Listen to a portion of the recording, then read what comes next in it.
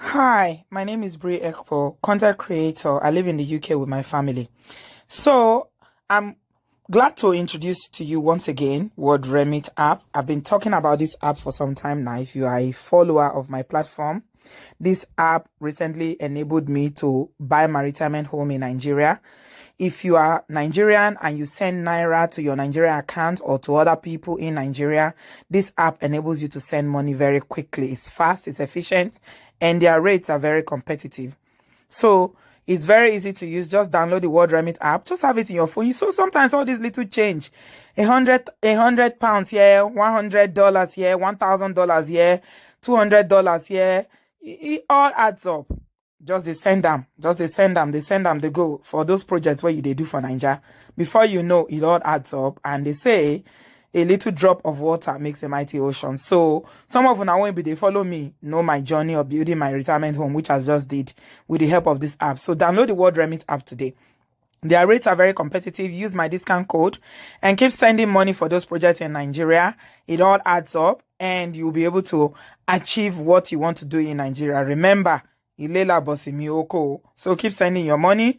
Keep doing those projects. If you want to send money to your family, your loved one, download the Word Remit app today and keep sending that money to Nigeria. Hey guys, good evening. Welcome back to my channel. Merry Christmas. Merry Christmas, everyone. Merry Christmas. I Chowe salute. Good evening, good afternoon, good morning. Welcome back. How is everyone doing? Neka, I see you. Hi, welcome. Dr. Abby, how are you doing, sis? So lovely to see you. Merry Christmas to you and your family. Hope you are well. Sissy, my OJ, my babes. How are you doing, darling? Welcome, everybody. I hope you are doing all the last minute shopping. I know tomorrow all the roads are going to be blocked because we won't have space, because everybody is rushing to go to the store for their last minute shopping. Oh dear. Welcome. So tonight we're going to be addressing something toje iyalenu. No. Let me not even say it's iyalenu, to be honest. It sounds really shocking and surprising, this video we're reacting to. But to be honest, it's very typical of Nigeria and Nigerian marriages, Nigerian women, and all that. Please give us.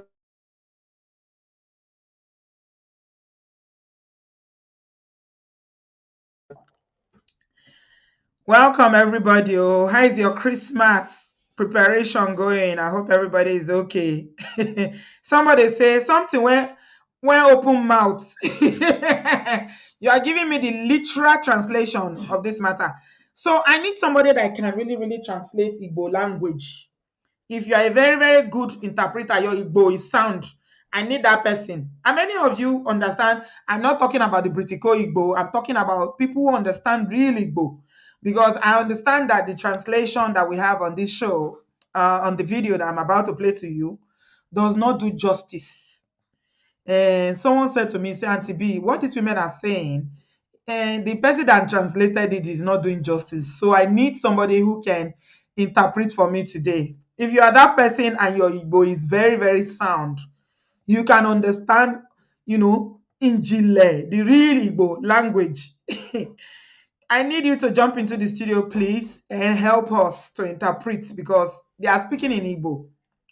So to give you a little bit background, this happened in a church somewhere in eastern Nigeria. Yeah, I'm assuming in eastern Nigeria. It might be Lagos, but I doubt, because most churches in Lagos will probably conduct their services in English.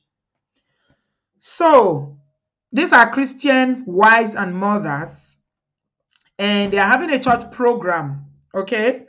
And the coordinator is the person that is holding the microphone. You can see that auntie holding microphone.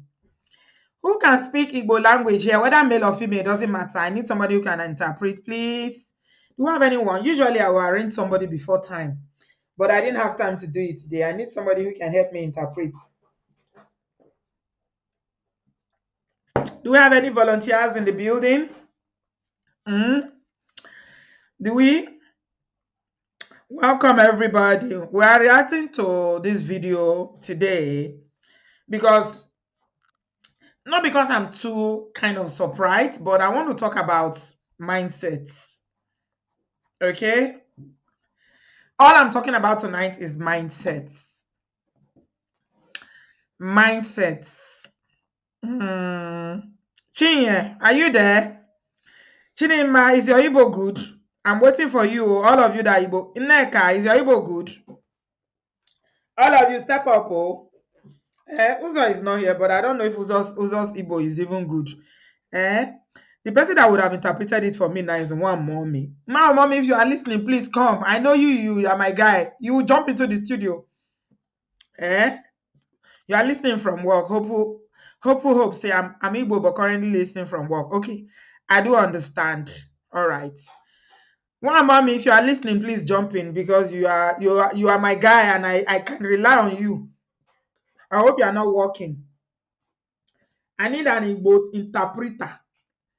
For me to play this video, for somebody to interpret it for us and tell us word for word. Neka, you don't understand Igbo. Oh, Jesus Christi. Chai. Neka, we supposed to tell you to kneel and put your hands up for not understanding Igbo language. Oh my God. Uzo will be upset if we tell you to. You know, Uzo doesn't have, she has zero patience. She has zero tolerance for nonsense. Oh, Ben, you don't come with your cruise. You want to interpret. Ben say, let me interpret with my Yoruba Igbo. We have, you see why I like one mommy. One mommy is here. Give it up for my brother. One mommy in the studio, guys. Yay! You heard me calling your name and you answered me. God will honor you. Welcome, my brother. Can you hear me? Loud and clear. Good. I know you will not disappoint me. You see, people say that I show favoritism with one mommy. You guys know that one mommy is my guy. You see now? Who else will I just call on like that and say, and they will just jump into the studio and answer me? You see, you people that are jealous of my relationship with one mommy, you people should leave one mommy alone for me. Oh. Sister B, he who God blesses, nobody can curse him. Yes, so. And he who the moderator blesses, no one can also curse. Yes, so. Yes. Thank you. Welcome. We will continue to say what we need to say to one mommy, but we will do it with love. Yes, you have to do it. The truth is the best thing, no problem. We'll continue to talk to one mommy, but we'll do it in love. Welcome, my brother. Merry Christmas. Let me first of all thank you for that Christmas carol. I've not thanked you in person. The Christmas song you sent us was so fantabulous. We really enjoyed it. I still have it here in the studio, as a matter of fact. Thank you. One mommy, you can dance, so Chineke. Let me remind some people that were not here, that have not seen that video. Let me quickly play a bit of it so that you guys can see the swagger. One mommy swagger. Hey, whoa. One mommy has real swagger. It's not easy.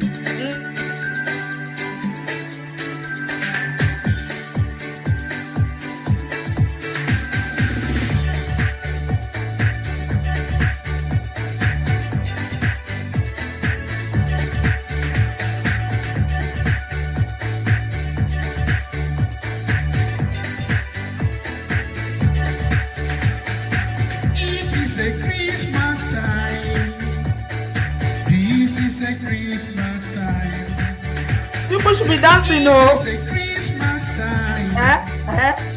This is a Christmas time. One more time, please. It is a Christmas time. This is a Christmas time.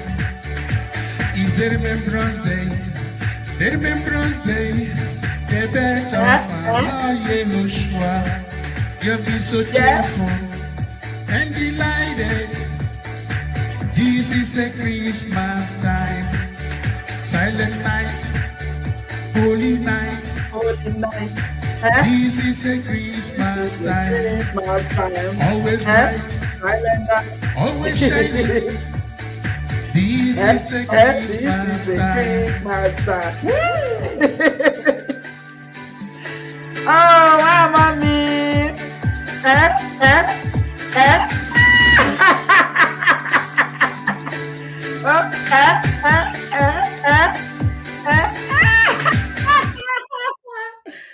2 years, consecutive 2 years. Whoa, if you didn't write any Christmas carol song for us, you didn't dance and do video for us, please, I don't want to hear pim from you. I don't want to hear anything from you because the one homie has dazzled us last Christmas. This Christmas again, he wrote another Christmas song. So I don't want to hear pim. If you didn't enjoy that, with moves, who want to try one mommy's moves? Sister B, the last one was for Easter. Was it Easter, the one you recorded for us? I thought it's Christmas. So you even recorded Easter one. Hi. Yes, I did for Easter. We have a musician in the building. Your talent will your talent will make way for you in Jesus' name. Thank you. All right, thank you, everybody. Welcome back. Welcome back. Thank you, Jinx. Yeah, you see, one mommy has added he's put some sweetness in the whole thing now. You know, I'm feeling good. Watching him dance and sing Christmas song for us has really, lifted my spirits. Thank you, darling. God bless you. So we are here to talk about some Christian mothers. Okay? So let me explain how interpreting works for you. One mommy. You are going to tell me verbatim, whatever they say, you just tell me exactly. You go add your own, no. Okay. You go put any jara, go put any, go subtract, go put any addition. You go tell me word for word, wait till then talk. Very important. Now so interpreting till they work. No add your own joiner. Just tell me wait till they talk. Okay. I'm ready to play the video now. Guys, give us a thumbs up. Please. Very, very important that you give us. Tonight, we are here to talk about mindsets. Mindsets. So this is a church program somewhere in Nigeria. I'm suspecting it's Eastern Nigeria, but I'm not so sure. I stand corrected if it's not, but I'm suspecting it's somewhere in Eastern Nigeria. These women are gathered in a church. They are having a program. And they decided to do like a quiz. Yeah? They're asking a question. If so and so happen, what are you going to do? So and so when so and so happen. And the question they asked is, if you find out that your husband has been having an affair or having kerewa with your sister, what will you do? That's the question. Let me repeat it. The question they asked themselves is, the quiz was, if you find out that your husband has been having inappropriate relations with your sister, you find out from his phone, by looking at his phone, that he's been having something to do with your sister who is living with you, what will you do? Okay.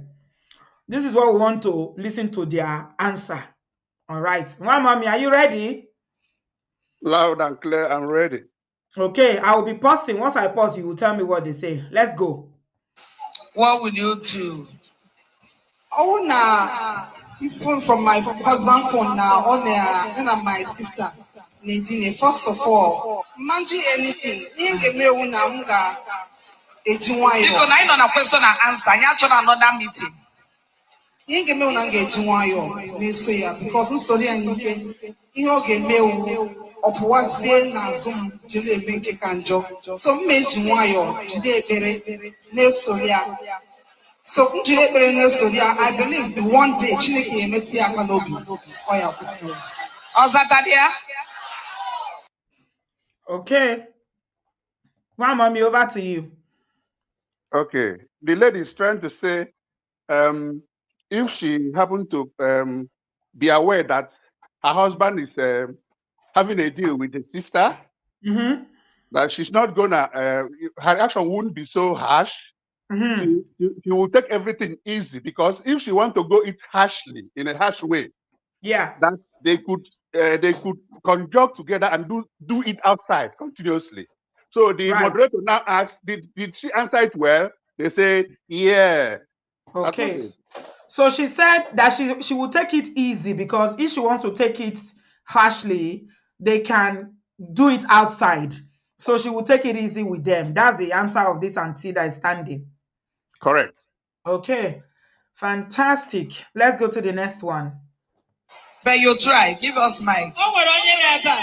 Okay. Jesus. You want a solution. Never fail.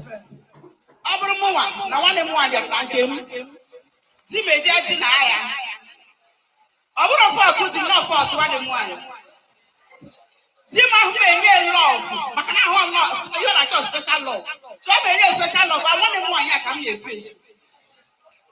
Ozatadia? Yes. Oh.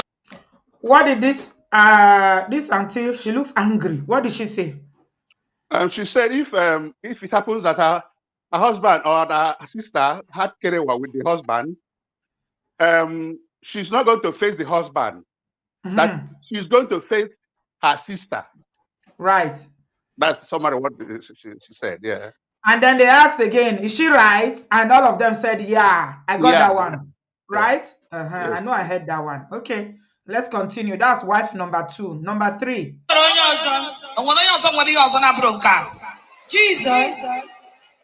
Jesus never fail.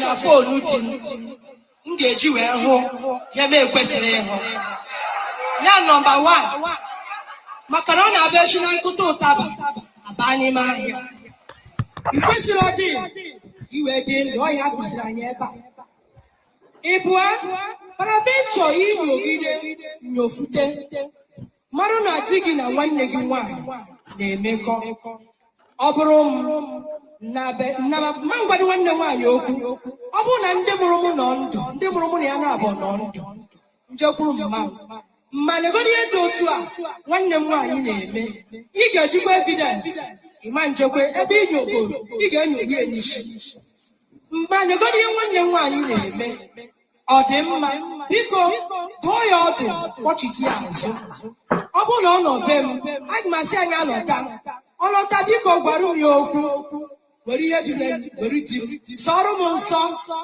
gị na ya na di m enweziri ihe ọbụla gbasatara mmekọ dikwu anya ji lụọ di ndị ahụ be ebe saịdị ebe di m nọ mma ngwa di m na o nwere ihe m bụ the only thing m ga-emebe bụ ọ bụrụ na omume m adịchata ha upgrade zi omume m ahụ nwere ekpere pakụbazi ha ọgwụ sizi ihe bụ uche chukwu nye omume Jesus. This one answer long well. Oh, mommy, I hope you go remember everything where she talk. Exactly. That is just what I wanted to say. Starting again. It's in 2 phrases. Right. Play the first one, then you pause. Then second one. Just tell us what you remember from what she said so far, because Instagram does not allow us to rewind. We have to finish the whole video before we start all over again. All right. Okay, let me try. She said, why should she go to start searching the husband's wife? Phone. Husband's phone. The husband's phone. That it is not right for her to do that. That is what she's been taught. There is a proverb that she narrated. She said, because if you send a child or somebody to go and buy tobacco, from there she can go into the market, which means, how do I explain it now? That is okay. The explanation is just exactly what she said. Because you went to search your husband's phone. That is why you saw what you saw. You saw, yeah. So it's you that is looking for trouble by looking at your husband's phone. Thank you. Okay. Something like that, yeah. All right. Thank you very much, mommy. Let's continue. You know the thing that makes me laugh? When they finish, they'll say, Jesus. They'll say, Jesus. They end it with that chant, Jesus. And the second one, I think I got a little bit. She said she will also go to her mom or something like that to complain to her, to see if she's a bad woman for the decision she took. And I think she said she will. I think she will. Let me leave that place. Let me not. Okay, hold on.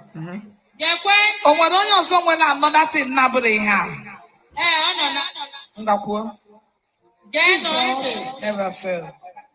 First, no that thing. I will not allow any other person to hear it. I will hide it. It's how she's saying it with so much confidence. You see the way, when you are convinced about something, it's almost like a preacher talking. She's like, I will not allow any other person hear of it. I will hide it. And I'm very, very convinced this is exactly what she would do. Because she's saying it with her full chest. Okay.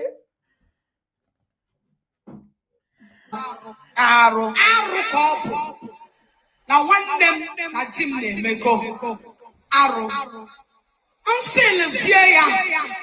I will not go and fight my sister. I will fight my sister.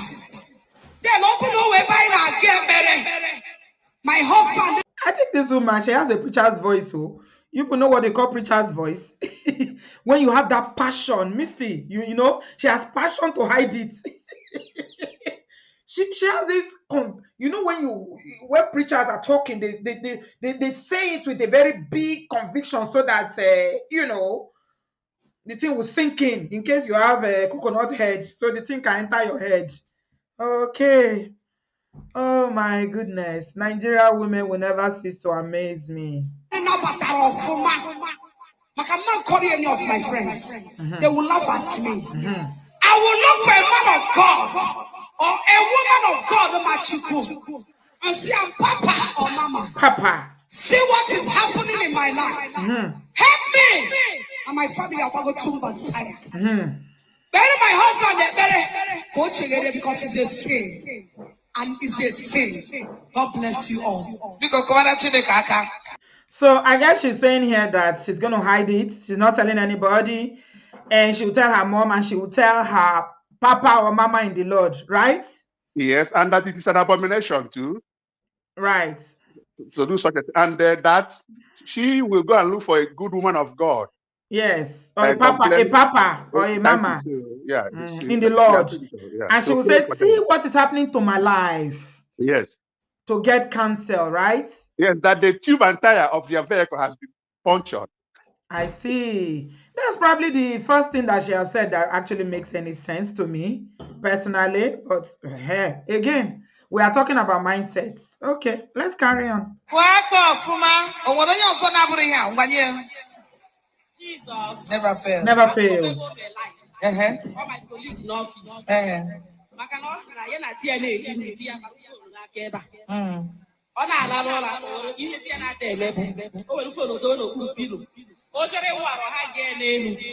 So when also the thing we had was the attention, yes, that food.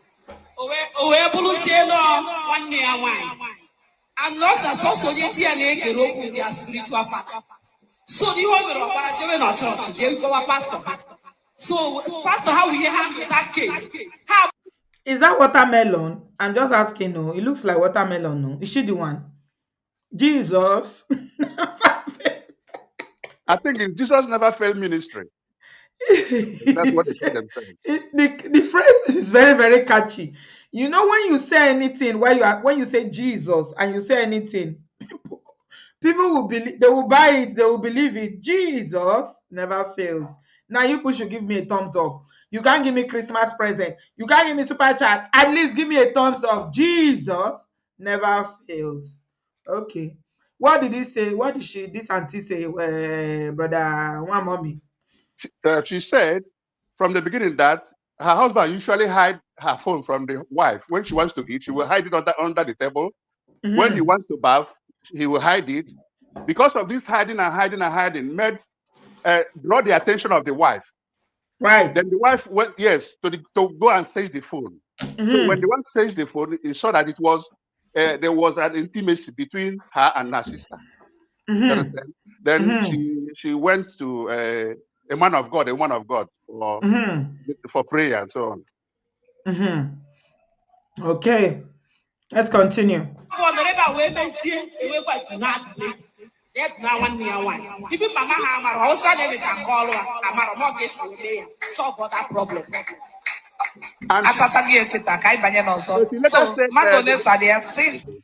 Go ahead. At the One end, moment. she said they never told their family members. They just settled it somehow. That's what the Yeah. last word. Yeah. Yeah. Okay. They can't. They hid it. Yes. Okay. Thank you. Okabofia Hoku. Okia? Kaya you kusin. Nigga tackle one nigga wine. Yes, ma'am. Yes, it's love. Special love. If give my kuru, na imantakuru one nigga. Mana you root tackle your sister. I'm not tackle my sister. Tackle a pastor or a woman of God. That means to pray for it's almost the same thing. Yeah. One mommy. Hello. So I think there's a repetition. So I didn't say this. The one said she will tackle the sister and give love to her husband. husband. Yes.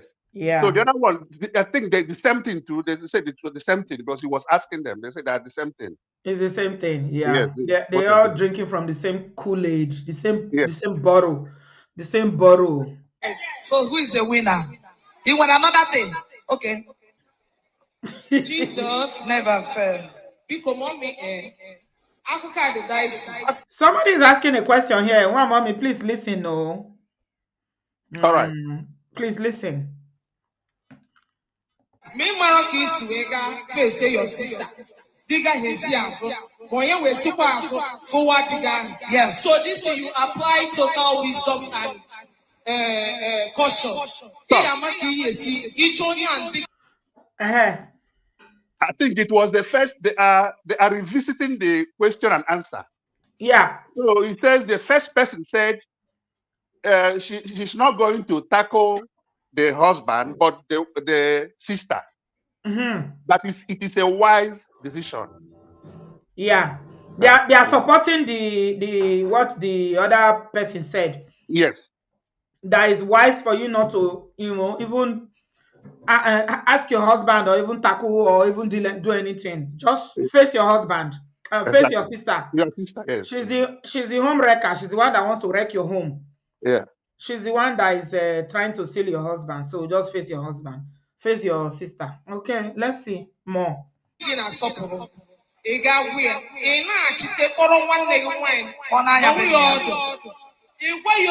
the language she must understand. Or what I hear now here. Iwachaya, Bonaya, Ichiwaya, Bonaya, Equipara Quatiotonia. When a Chuazonia and being against even if I made a mistake, you correct those mistakes. Mako when Lian and Woke up in Romo's time. Ichoya almost Nakagi, you don't say my world they went to anybody and Hello. Over to you. So they were repeating. It says if you have to bring your sister and caution her very well, but don't let it out. Don't tell anybody. After cautioning her, now you take her home. You send her out. Because there is a reason why men. She didn't say why men do such things. Yeah, that she should not. After cautioning, send the sister home and keep it calm. Yeah. Okay. Please give us a thumbs up, guys. Imechaya, you report the man of God, the woman of God, that honor. Why say you that's the coordinator. So that you know, praise the Lord. Hallelujah. That's the coordinator. That's the woman that's coordinating. I don't know if that's the pastor's wife or what role she is, but she's the one that's coordinating this. Yes, she's the one that started it. Yes. He said after cautioning the sister, she should take her to a man of God, a woman of God that she respects, to tell her or he what you want to hear. And after that, you take her home. Okay, Chidima said, this one said you should correct the behavior in you. Correct the behavior in you that made your husband to look outside. Yeah, that's what I said that there's a reason why. Yeah, it's correct. Yeah.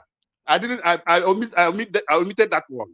He said correct the behavior in you Maybe it's your dressing, maybe you've added weight, maybe you've lost weight, maybe you were yellow in complexion before, you are dark now, or you are dark and you refuse to bleach, and your husband like light-skinned women, or you are not wearing weave, you're doing natural and your husband like wigs, or you're wearing wigs and your husband likes natural. Just correct that behavior in you that made your husband to look outside. Yes. If And the make yourself cheating attractive. continue, then it is demonic. Hey, Jesus. Yeah. If it continues, then there's a demon responsible. You see how these women will go to any length to justify nonsense. Not once in this whole video we've been watching, not one of all these women, amazing women that gather themselves together, out of all of them, not one said the behavior is wrong or even held the man accountable. Not once. We are not talking of just side chico before you come and say, hey, this is Yahweh's men. We are talking about not just side chico, we are talking about your sister-in-law. Your wife's sister, having an affair with your wife's sister. And these Nigerian women gather together in a church of God. And they all have one voice. All they are saying is, don't tell anybody. Go to man of God, go to woman of God, send your sister packing, correct the thing in you. What is that behavior in you? So it's all about, oh my God. Sister P, should I say something? No, yeah, let's finish. No, You will say something in a minute. There's something you said I want to correct. There's something you said. Okay. They condemn it. No, I didn't hear any condemnation from. I mean, condemning the man for what they he said did. it's an abomination. Somebody said it's an abomination. That's not condemning. Okay. That's not condemning. That's stating the obvious. All right. That's stating the obvious that you don't marry somebody and you still having an affair with the sister. That's not condemnation. That's stating facts. Is the obvious. And what they are saying is just because it has happened. Now they are looking for a solution. You understand? I know. It has happened. Yeah. So they don't condone it. No, they are condoning it. Why, mommy? Yeah. You know me and you will be having a good time. Don't let us fight, though. You are my interpreter. Stay interpreting for me. We have to fight to agree. No. Even if we are going to fight, it's too early because I told you, don't give me your opinion yet. Okay? All right. Interpret. Okay. You are wearing the cap of an interpreter now, so stay in that lane so that we don't fall out. Thank you very much, sir. No, ihe onye azara ka pastor zalụ. Okay. So onye ha ncha nọ n'ofuma na nke onye a nwere ebe ọ dị iche. Ọ sị na ọ ga-ewere love adịzie nye die love ọfụma. So who is the winner of this topic? This person. Give me gift. Congratulations. Your husband has been sleeping with your sister. What will you do? What will you do? Oh, now, phone from my husband phone now on there, my sister. Nadine, first of all, man do anything. You give me one now, because I know a question and answer. You have another meeting. You give me one. So it's starting all over again. I think we've covered the whole video. Ben, thank you very much for the super chat. I appreciate you, my brother. I'm sure a lot of people they can't wait to say something in the comment section.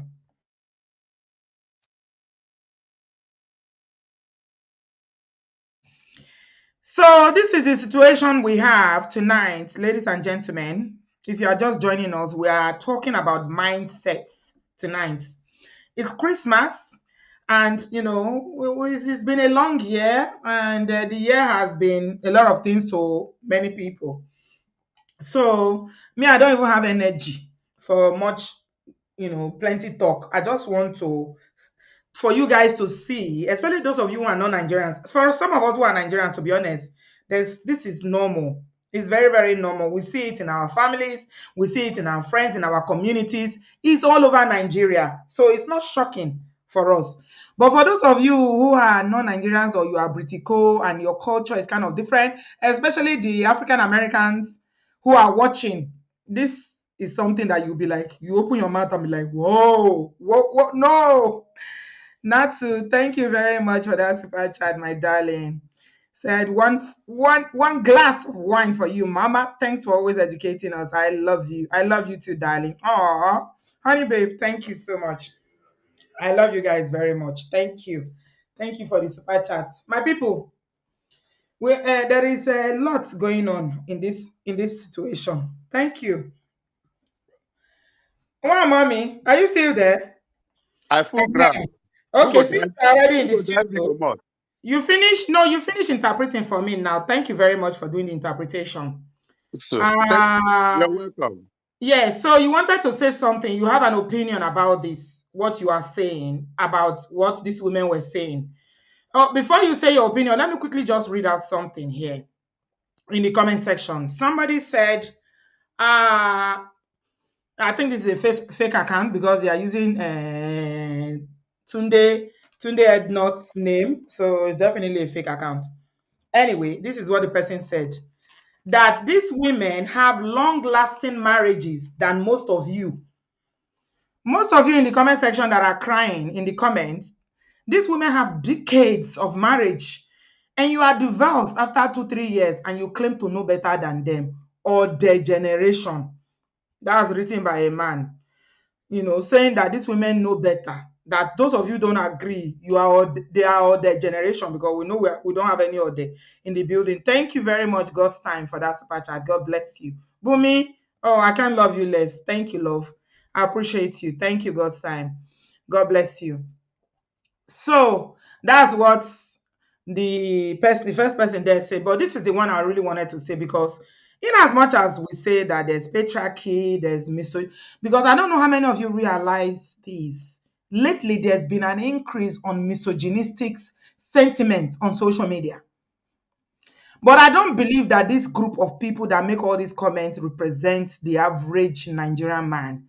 Because most Nigerian guys that are, doing well out there, making their money, running their businesses, making good money, they don't have time to sit down on social media and be making comments. These people are busy. So when you see all these people on social media, don't take it personal, okay? There's nobody who is a real, hardworking person in Nigeria that their job is not social media related, though, that has time to sit down under blogs and be making misogynistic comments. Trust me. So, but these are mostly, very hungry people, frustrated people. They're probably angry because they can't get the kind of girl that they want. Maybe women have rubbished them in the past. Women are billing them. Nigerian girls know how to bill men. Be asking them for money. So, yeah, I just needed to say that. I needed to just say that. Guys, give us a thumbs up, please. Yeah. But this comment here makes a whole lot of sense to me. This guy is a man that says it. His social media handle is BS Shizu. And he said, I am a man. I am embarrassed. I'm embarrassed by proxy. Second-hand embarrassment. How many men are embarrassed by proxy? This is what they call second-hand embarrassment. He said it's a vicarious embarrassment at how all these women gave the no good SHIT. I can't say the word here. No good SHIT men in this scenario a get out of jail card.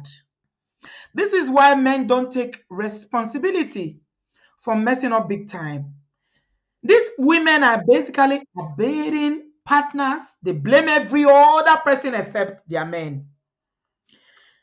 So the guy said, your wife's sister is a no, capital no.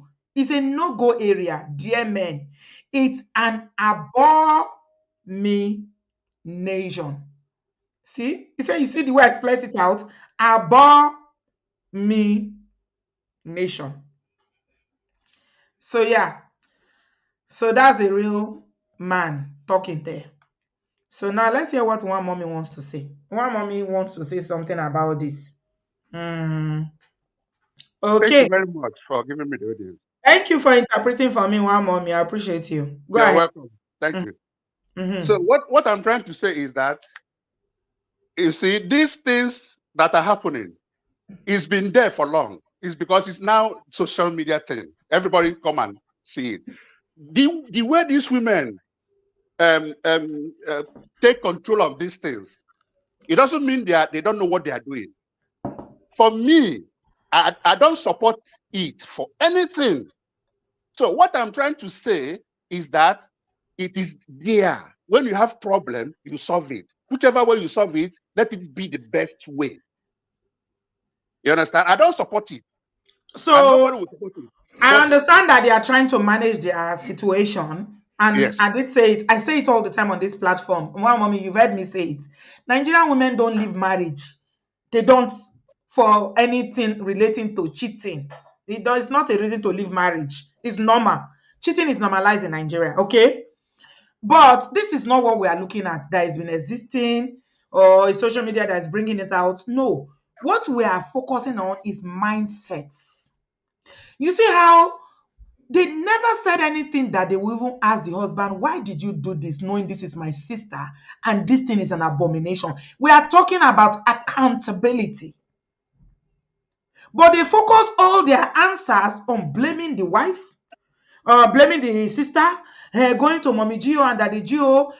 Maybe you are they even took responsibility for themselves. Maybe I am the one. I need to check what I'm doing that will make my husband to sleep with my sister. That's what we are talking about, one mommy. It's about accountability, not putting the blame where it belongs. Not one of all these women, not one said, I will call my husband and I will even ask him, why did you do this? Or go to his family. We know that families normally are the ones back in the day that will settle this problem. I will go to his family and say, look at what your son has done. This is alu in our culture. He didn't just do it outside. It's with my sister. Do you see where my thought is going, one mommy? Do you understand what I'm saying? I understand you. We are talking about accountability. When someone, look, let me give you an example. If somebody goes and steal because they are hungry, somebody goes and steal a chicken because they are hungry, and they catch the thief. The people that catch the thief are not going to say, oh, it's hunger. Oh, it's because he don't see food to eat 3 days. It's because his wife he's got a wife and 3 children at home and they just laid him off. They are going to hold the person accountable for stealing that chicken. Even though the person stole that chicken because of a need, which is a very valid need, food, which is needed for sustenance. They will hold him accountable for stealing the chicken. But what we are saying here is that people are saying, oh, no, they are not holding the thief. In this instance, the example that I just gave, somebody that stole the chicken, they let him go. Go and ask the wife, what did she do that maybe it's me as the wife, I didn't do what I'm supposed to do. That's why my husband went to steal. Or maybe every other person is held accountable except the perpetrator. I don't know if you understand. Somebody say I go explain tire. Well, mommy, do you see where I'm coming from? Yes, I understand what you're saying. Now, what I understand that you're saying, you need them to say, my husband, why did you do this? And I will hold you accountable. That's what you're driving at. I have nothing against it, but like you used to say, in everything there are two ways of it. So why did the wife bring the sister to the house to be living with them? So that is the two ways of it. I don't support it, but there are two ways. In as much as you want to castigate the husband, if you bring your sister to live with you, there's something wrong in that. I've lived with my married sisters before. When you bring your sisters to live with you, does that mean that you married a second wife for your husband? No, but it's a reason for something. It's not, but it is a reason for something to happen. That's what they're saying. That is why, because you are not talking about responsibility. Both of them have responsibility. You can bring your sister not to sleep, but to come and visit and go. so that such thing will not happen. That is precautionary measures. So are we like animals now that we don't have any self-control over what we do with ourselves? If you brought your brother, okay, let me give you this scenario one more before I let you go, because you are making a lot of people, you are triggering a lot of people in the comment section. They are not finding it funny. Let me give you this example. There's no If problem. your sister, if you bring your brother to live with you as a man, you're a married man, you bring your brother to live, and your wife starts sleeping with your brother, are you going to say, why did I bring my brother to live with me when I know I have a fine wife? Would that be okay with you? Sister B, you see this thing you're saying, I before you bring this program, No, I want to answer the question now. Just answer only that I will one. answer. I just want to make some fun because I know that this thing will come up because I said I will talk today here. So I know that you will ask me this question. And so what I will do is the decision depends on me. If I say I will forgive my wife, I will forgive my wife. If I say I won't forgive my wife, I won't forgive my wife. But it is a wrong thing for me to bring my brother. I will also take the fault, because if I didn't bring my brother, it will not happen. So let me explain it to you. Honey Babe has made it easier for me. Man of Prestige, thank you for that super chat. Honey Babe has made it easier. What I'm trying to explain to you in the past 10 minutes is that Yoruba say, "Ohun tí ò dá ò dá." What is not good is not good. What is wrong is wrong. Simple. That's what I'm trying to tell you. What is wrong? What is wrong? Call it out for what it is. It is wrong. Don't make excuses when somebody is like, you can explain anything. If you want to look at the other side, say, oh, let me explain it. Your child starts stealing. Your child go to a store as you live in the abroad, and you know that anything that has, even if it's one sweet that costs 5 pence, they will call the police. And then they call the police, and you will come and tell the police, what is wrong? Is it not only sweet? Is it not only sweet? Maybe it's only 5 pence. Is that my problem? Do you see? That is the thinking. Because you will be justifying, my child stole. So what is it not only 5 pence? Let me tell you, I have money. It's just a mistake. Or you won't even say it's a mistake. You would start talking rubbish. They can lock the child up, whether it's 5 pence or not. Because wrong is wrong and right is right. There's something. Quite well, Sister B. I don't have any. You are right. But in Nigeria, it's something else. Don't forget, we are here. But in Nigeria, it's something else. There's two different culture. Right. What's the culture? So let us be careful. What's the culture in Nigeria? A white man will not tell you here when they bring her sister and Mommy, you are not getting it. It's like I'm not getting through to you. It's not about bringing your relative to live with you. Okay, in Nigeria, even here, people live with people. That is not it. This is the same mindset that we're talking about. It's not about somebody coming to live with you. It's about adults being responsible for their actions and what they do. Okay, I agree with you. No problem. It's okay. It's okay. I don't have anything against it. It's correct. What you're saying is correct. Can you do it? Would you do it? No, it's wrong. I say it is wrong, but I say it's wrong. It's not. It's never a good thing. It's barbaric. Yeah, let me tell you something. There's a difference between humans and animals, and the reason God gave us, intellect as humans is that we can control ourselves. Okay? Yes. That's the difference between humans and animals. If you tell me that we have no control over whatever we do, then we are not different from animals. And that is why people will behave like goats. And somebody will come and justify it. I will find out, what am I doing? So if you ask me, in the long run, all I see about these women is that, there's a load of self-esteem going on, low self-esteem going on. Women who don't bring much. And that's why men are asking for, what do you bring to the table today now? Because they know that they cannot live with their 10 children because they will starve. They need the man to provide. They need the man to pay their children's school fees. They need the man to pay rent. They cannot live without the man. And that is why a lot of Nigerian women like this, even though they know, they just stick to it and say, I will find out, what am I doing wrong? I will do this, all the things, all the rubbish that they were saying. But anyway, thank you very much, one mommy, for your time this evening. I appreciate you, my brother. God bless you. We are together. I don't expect you to say any different. I already know. Bro code is real. He said, why should you bring somebody to live with you? All right. If you want to say something about this matter, we are talking about mindset. So somebody said in the comment section that, so women like this, yeah, let me tell you how deep this issue is. Okay. Women like this, and the reason why I'm talking about mindset is that this thing doesn't end with them. Okay. Kukwa, thank you so much. Oh, I appreciate you. Always give me this big super chat. Oh, thank you. She said, what a year it has been, Sis B. I wish you and your family a Merry Christmas and a prosperous New Year. Please enjoy some more jollof rice and see on me. I will definitely do that. Thank you so much. $49.99. Oh, that's fantastic. Thank you so much, Kukwa.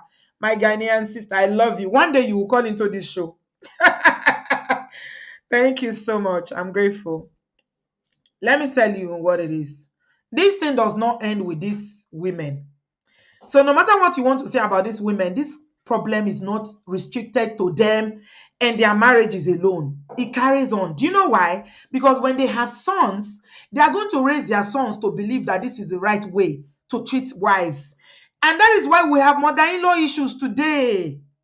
You have mother-in-law issue whereby maybe your children are not living in the diaspora and their mothers are in Nigeria, and they are calling their parents to say, this is what my husband is doing. You will see the woman say, Kilo shetani kan osheri. What has he done that nobody has done before? Please, oh, mark mama me for me, oh. Please don't buy my child for me, oh. He has a girlfriend. So that's why we are talking about why this mindset need to be corrected. Because these ones, they are lost causes. Oh, you can't do anything about all these women. No, I'm telling you. You cannot do anything. Their self-esteem is on the floor. Honestly, they are. With all due respect, their self-esteem is on the floor. They don't see themselves as anything without marriage. This is a generational thing that they are stuck, and they will tell you, where am I going to go with 6 children? Not today. So they've normalized it, and that is fine for them. But what I'm saying is that this mindset, except we address it, this generation will continue to have problem, and the generation to come, because these mother-in-laws will be teaching them that this is the right thing to do. And that is why we must talk about mindsets. We are looking at lack of accountability, zero accountability for grown adults. A grown-up man would decide that, okay, it's my sister-in-law now. Because they are living with me, I have the right to have relations with them. And the wife will say, what am I doing wrong that is pushing my husband to my sister?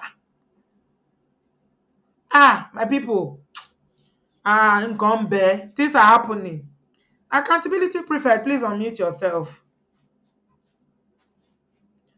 Welcome, my darling. Merry Christmas. We can't hear you. Honey, babe, what's been happening to your connection these days? The last time, too, we couldn't hear you. Okay, try and sort it out, yeah? I'll come back to you. Let me go to Dami. Guys, give us a thumbs up if you want to say something about this. What I'm saying, am I the only one that is seeing it this way? Sometimes I think maybe I'm alone in my thinking. Can you guys see what I'm trying to say? That this thing does not end in this generation, but it's transgenerational because it carries on. These mothers are going to train their sons to believe that they don't need to be accountable to anybody. You are a man. All you need to be is just to be born as a man. Once you are a man, you can do anything and get away with it. And people are complaining where marriages are breaking. Why will marriages not break with mothers like this? Dami. Hello, darling. Welcome. How you doing? Good. Thank you. Good afternoon here. So to an extent, I think I understand what Mommy was trying to say, even if I think he was just saying that we cannot agree that the situation is abominable and this is their proposed solution. However, the problem with that is that they are enablers, right? And which is what you have said. Because I put a question in the group. So if as a woman I start sleeping with my brother-in-law, does this same thing apply? Would they say it's would they put the blame on the brother-in-law and send him away and all these things that they're saying, right? Because it doesn't make sense and it doesn't even solve the problem. The problem is not necessarily the sister-in-law. I'm sorry, the sister-in-law, yeah, is that it has a wandering eye. The man has a wandering eye. So if it's not my sister-in-law, it's going to be somebody else. So why don't you address the problem, which is the husband, as opposed to all of this? And you rightly said something, is mindset. Times are changing where from generation to generation, where like the role of a woman is no longer just nurturing. We have women that are also breadwinners, or at least helping with a lot of the bills. At least even if you live abroad, you know that there's hardly ever any, you know, ever any family that the bills are solely on the man, no matter how like 100% on the man. If that's the case, we can say, okay, as a woman, you're supposed to be taking care of all that stuff. How come that never changes when it comes to that? Yeah. How come, it's okay that men, all these traditional people want to remain with the wife must do this and do that, but they don't update it on the other side. On the other side, yeah. It's a single story they are telling. They are not telling the entire story. Yeah. Do you understand what I mean? So is that we have not upgraded that side. You still want a woman that is good in bed, that can cook, that can clean, that can nurture, that is working, that is bringing something to the table, that is doing like. That means let's take it. Let before I forget to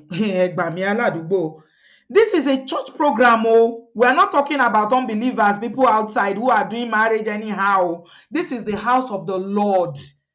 So this is supposed to be Christian marriages we are talking about, you. These are Christian mothers. If these are what the perception of the Christian mothers are and their attitude towards things, something as deep as somebody basically doing something that we know across Nigeria, whatever tribe you come from, is an abomination, then what's the hope for unbelievers? What moral conduct or moral stand? What are we even doing? I don't understand. This is a church. And the thing that really made me sad in all this is that there is a man of God or woman of God sitting somewhere listening to these women exhibit so much ignorance and lack of accountability on behalf of their and enabling this behavior. And the man of God never said anything. They keep saying, is the person correct? They'll say, yes. Is the person correct? Yes. And the thing about it, Auntie, is that the custodians of culture and tradition are actually women. So it's really what we enable, right, that becomes law. When they are, when they are stripping women that they have to cut their hair and barb their hair when husband dies and all of it, it's women, right? So it's so sad to see that. Sometimes it feels a bit hopeless to see that like we're still here. We're still having conversations like this. Like we're still like it's but again it's a mindset and it's going to do with education and just constantly teaching people the right thing, because as you rightly said, these women are set in their ways. You can't tell them anything. If I feel sorry for their daughter-in-laws that come to them and say, oh, your son is sleeping around, what they will say is, he's a man, upgrade your attitude. I mean, what did that other one say? Upgrade your attitude. Unfortunately, we still have a long way to go, but the reality of it is that as women, we are really the ones that are custodians of tradition, and whatever we allow and however we are enablers is how long it would be. This was painful to watch, to be honest. It was very painful to watch. Sometimes when I think that we are taking steps forward, like we are knowing what is wrong, what is right regarding marriage, how marriage is honorable and all that, then when you see things like this, it's like we are taking 100 steps backwards. I mean, the fact that, okay, we already established that in most marriages in Nigeria, people are cheating. And now, you see the funny thing, I was going to do a show the other day where this man saw his wife with another man and was screaming up and down, "You are the one effing my wife. You are the one effing my wife." I'm laughing. I wanted to do a show, but if I do it, a lot of people will not like me. And I'm already very unpopular. So I say, you know what? Let me leave this. I think I had a chat with Cynthia about it. You know why? Because African men, Nigerian men they can't take 1% of what they dish out. Mm-hmm. They cannot take it. That's why I asked one mommy, because it was making the case that why should you bring your sister to your house as a married woman? So I said, if you bring your brother and uncle, because we all know we come from Nigeria, people get married, they will give you your younger sister to live with you. Families we live together. That's our culture. For the longest time, that's how we've always lived. Growing up, I think it's recently that my parents are by themselves. Exactly. You always have someone in your house when you are married or single even. People are always there. So does it mean that, okay, we should start? Well, if that's the case, then you have to be caging demand, because you can't go to work. If you see women at work, you can't go on the streets. If you see women, do you want to die? So we're not talking about just having a side chick outside now, which is very normal for, Nigerian marriages, majority of them. We are talking about your own family member, your sister. We're not even talking about maids anymore. Because when they have maids, it's the same thing. Yeah, but auntie, somebody that is okay with sleeping with your sister, is anybody any other woman not fair game? Yeah, absolutely. So I'm saying that a lot of all what our brothers dish out, they can't take it. Men are very, very jealous. They can't take it.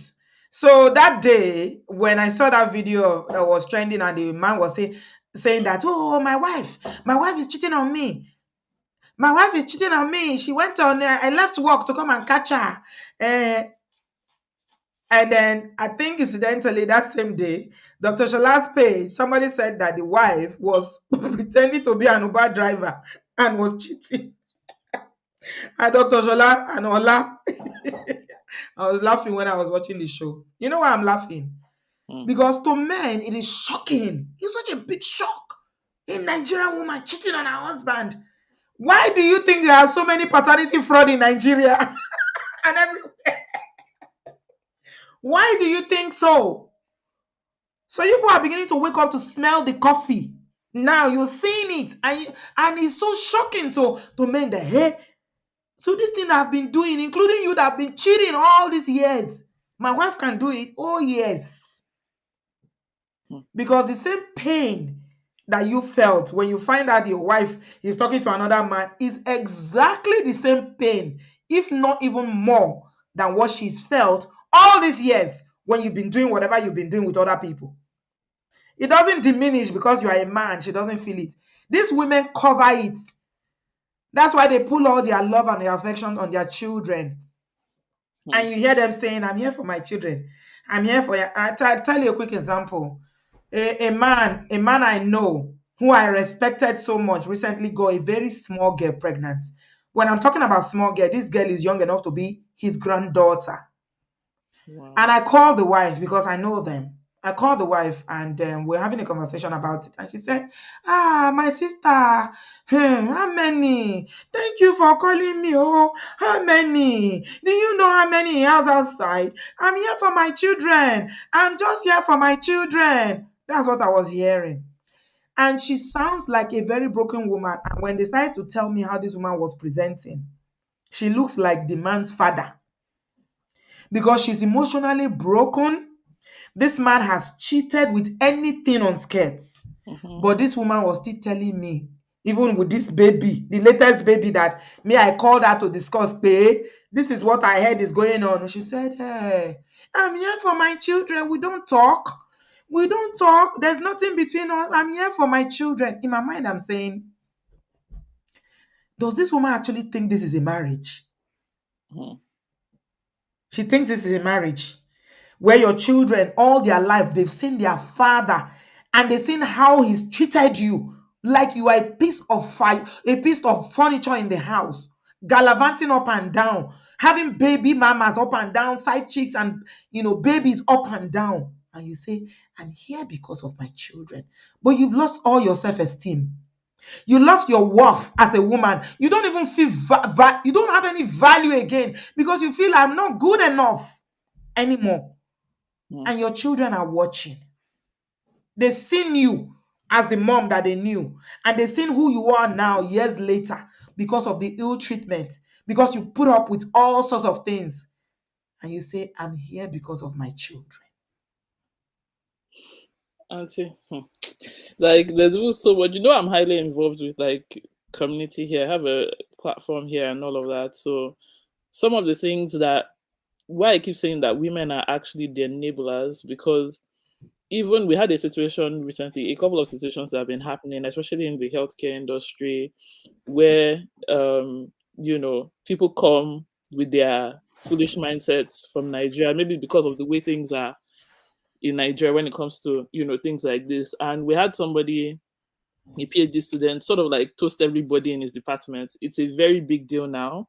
We've had that in the health industry. There's a point that I'm going with this is the fact that to him it felt like, okay, I have game, I'm talking to everybody, I'm trying to check everyone. Serious problem. I'm I part of think I saw that. Did it make it to the social media? Because I saw yes, a story like that. yes, Yeah. yes. But Yeah. it's actually been a lot in the healthcare, especially like a lot of this, our doctors are getting into trouble, trying to toast, and is a work setting once they Yeah. start report on you like this. Yeah. And what I realized is that because we've had situations where people have ended up going to jail because of I don't want to talk too much because again, and these women will stand by their men. They would, despite the humiliation, despite everything, and all of that. And it's because we're enablers. Like they are just enablers, right? You cannot do half of what they do to some of these women to women from other races. Yes. Including Black American women. They can't try it. You can't try it. You can't try it. So I They think can't that, try it with Caribbean women as well. Afro-Caribbean women, you dare not. hmm, It's only African women, Nigerian women especially, because they know that we've been trained. Not me, not we. They have been, not me. I was actually talking to a friend of mine that is a guy. I was telling him, I said, do you know that really we are the women that were at the bottom of everything because we take when I was in university here, there was a situation with even domestic violence and all of that. The girl was thinking about, oh, he shouldn't get expelled, he shouldn't get this, he shouldn't get that. Like, and because of that, that's why the fact that he abused her, did all the things, she didn't file anything. Right now, he has a normal life, he has married and all of that.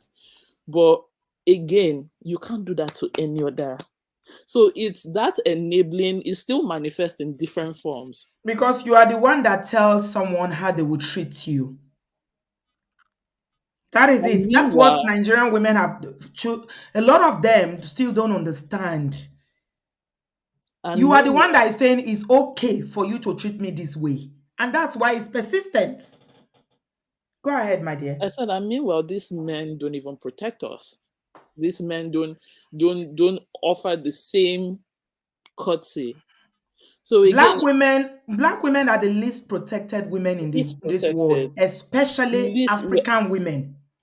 we are on the absolute bottom, least protected, and like again, as I said, why I'm bringing this up is that it even manifests itself in like it might not be as what's the word I'm looking for, as local as or as intense as these people are, but even here, I told you about this particular woman, her husband had a side piece. The girl said that she was raped and everything. Long story short, he went to jail, everything. After that, he had to be deported, right? And she has not remarried. She's still with him. She's still faithful. She's like, and I'm like, never, with that, if it was the other way around, it would never be the case, So it's even that, even with the exposure, these things still manifest. Oh, as a woman, you're supposed to protect your home. You are not supposed to let people see what's going on. You are not supposed to men are men. Maybe it's the way you spoke to him, and so this thing. So it might not even be as. That's why I said it would take a long time, and we have to do a better job in even training our men. And after I was talking to my friends about this, and they're like, okay, how can they protect our women? What does that look like? And I think those are the conversations that we need to even start having. Because again, when you talk to a single Nigerian man or a single black man, African man here, once they get here, it's like there's this, me, I'm not married, I'm suddenly, there's this hype of, okay, let me first of all date every race and everything, blah, blah, blah, blah, blah, blah, blah, right? All the courtesy that they give them, they don't give us. Oh, Nigerian men, they demand too much, they do too much, it's just a lot. Is really a lot. And sometimes there's that mentality of, okay, should I now even settle as a woman? Because you now feel like, auntie, is a lot. This mindset thing is it's done a lot of damage beyond just this situation. I mean, this might seem crazy, but we see it in so many ways. So many Thank you, ways. Dami. Yeah, Thank you so much, my darling. Have a very, very Merry Christmas. Thanks for your contribution. The thing that made me sad, actually made me sad, it made me laugh. Not so much angry, but just sad. Because sometimes you know something, but seeing it on a scale like this is just very worrying. And the thing that really made me sad in all this is that not one of these women, not one of them said, my husband, I have to make sure that I go to him and say, they didn't even say that they will talk to the man. They said, I will hide it. I will go to this. I will go to this. I will do this to my sister. Not one person said, we'll have a conversation about it. So let me just say that before a man who you are married to, because women, you see, men don't treat women equally. They don't, just like Dami said now, that when the Nigerian men date other races, they treat them different, okay, than when they date Nigerian women. But men don't treat women equally. Because you know why? Because they know what they first of all weigh you to see what can you take, what level of nonsense can you take. Then they will not know how to behave around you. If they see that your self-esteem is on the floor, you take anything, they will use you sweep ground. It's like that. It's you that tells a man that I am a human being. As much as I understand that your language of love as a man is respect, I will respect you as my husband, but I too, by God, deserve to be respected. You do, sote my sister. And I will stand in a church, hold microphone.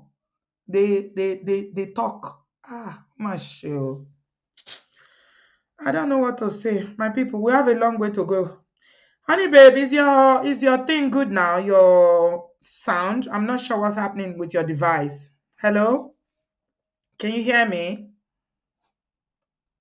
Still can't hear me. Oh dear. Okay. Try and fix it, dear, because we're not hearing you. Let me go to a lightning. If you want to say something, please jump into the studio. I'm going to just round up in a very few minutes. Adewale, I wanted to hear what you were going to say, but you jumped off. Please come back. Let me hear. I know you always load us with some sense. Thank you, Dami. I appreciate you. Princess Dami, for your lovely contribution. Lightning, welcome. Thanks for joining us. Thank you for having me, Auntie B. The way you are bringing these topics up is back to back to back. Sometimes when I come on you, I'm like, this woman, the wisdom you bring, we need to be paying hands. So. Thank you. We need to be paying hands in this ministry because it's so fulfilling that these conversations are being had amongst us. So thank you. I'll keep thanking you. I keep saying thank you for this. Thank you. You're welcome. We are learning.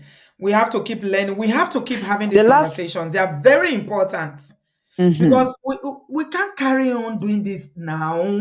We are going to 2024, my sister. How can we carry on like this? No, we can't carry on like this. We can't sustain this lifestyle. We can't. Yeah. I mean, when I look at it retrospect, the last caller that said women are we are the custodians of our culture. I feel like she completely hit the nail on the head. Completely.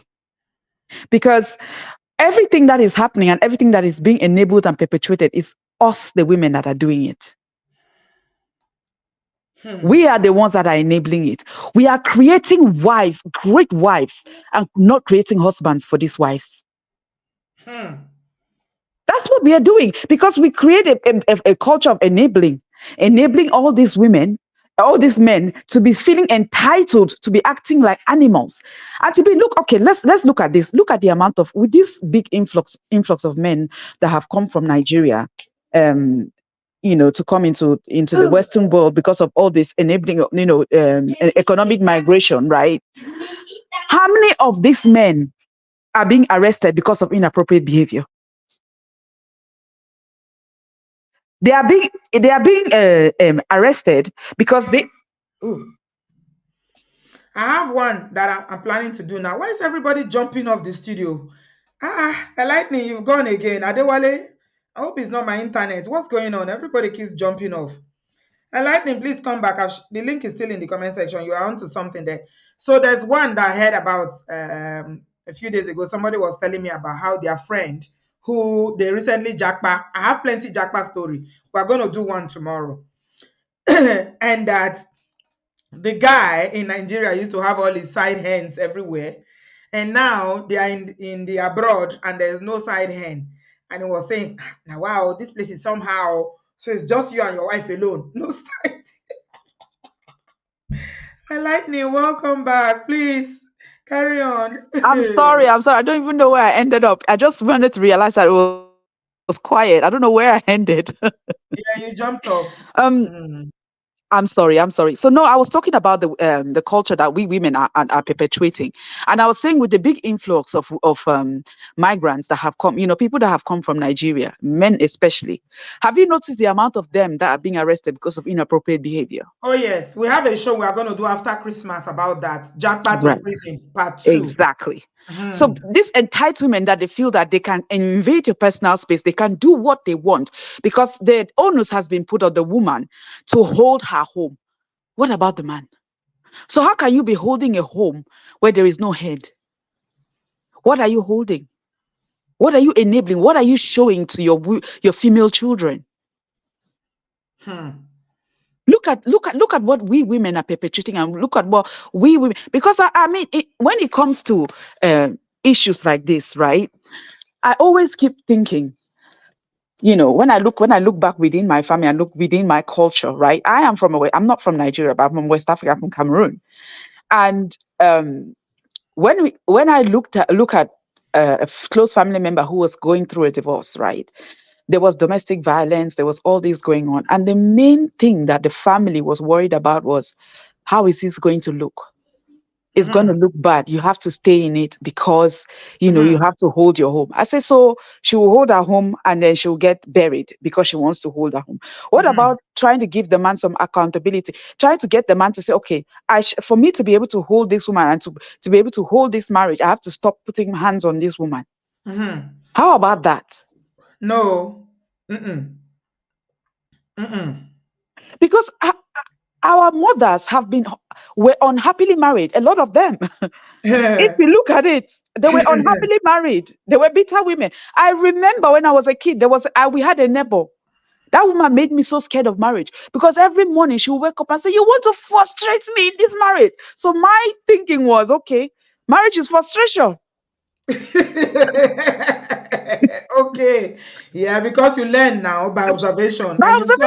Yeah. This woman was so miserable, but she stayed till today. She's the man's widow. She never left. Yeah. So the thing about it is, I'm just wondering, like, okay, when are women going to start? Now that not even that. Now that women, because this current generation, a lot of women are beginning to say, okay, no. They are standing up and saying, no, it is not correct. And they call them feminists. That's what they call them. Yes, they start labeling you. Yes. And saying, yes, you're one of them. Yeah. They will say, wait till you are 50 or 60. That's when you will know. Men, they'll tell you men are the prize. Oh, what price of what? I don't know, prize of life. Ah.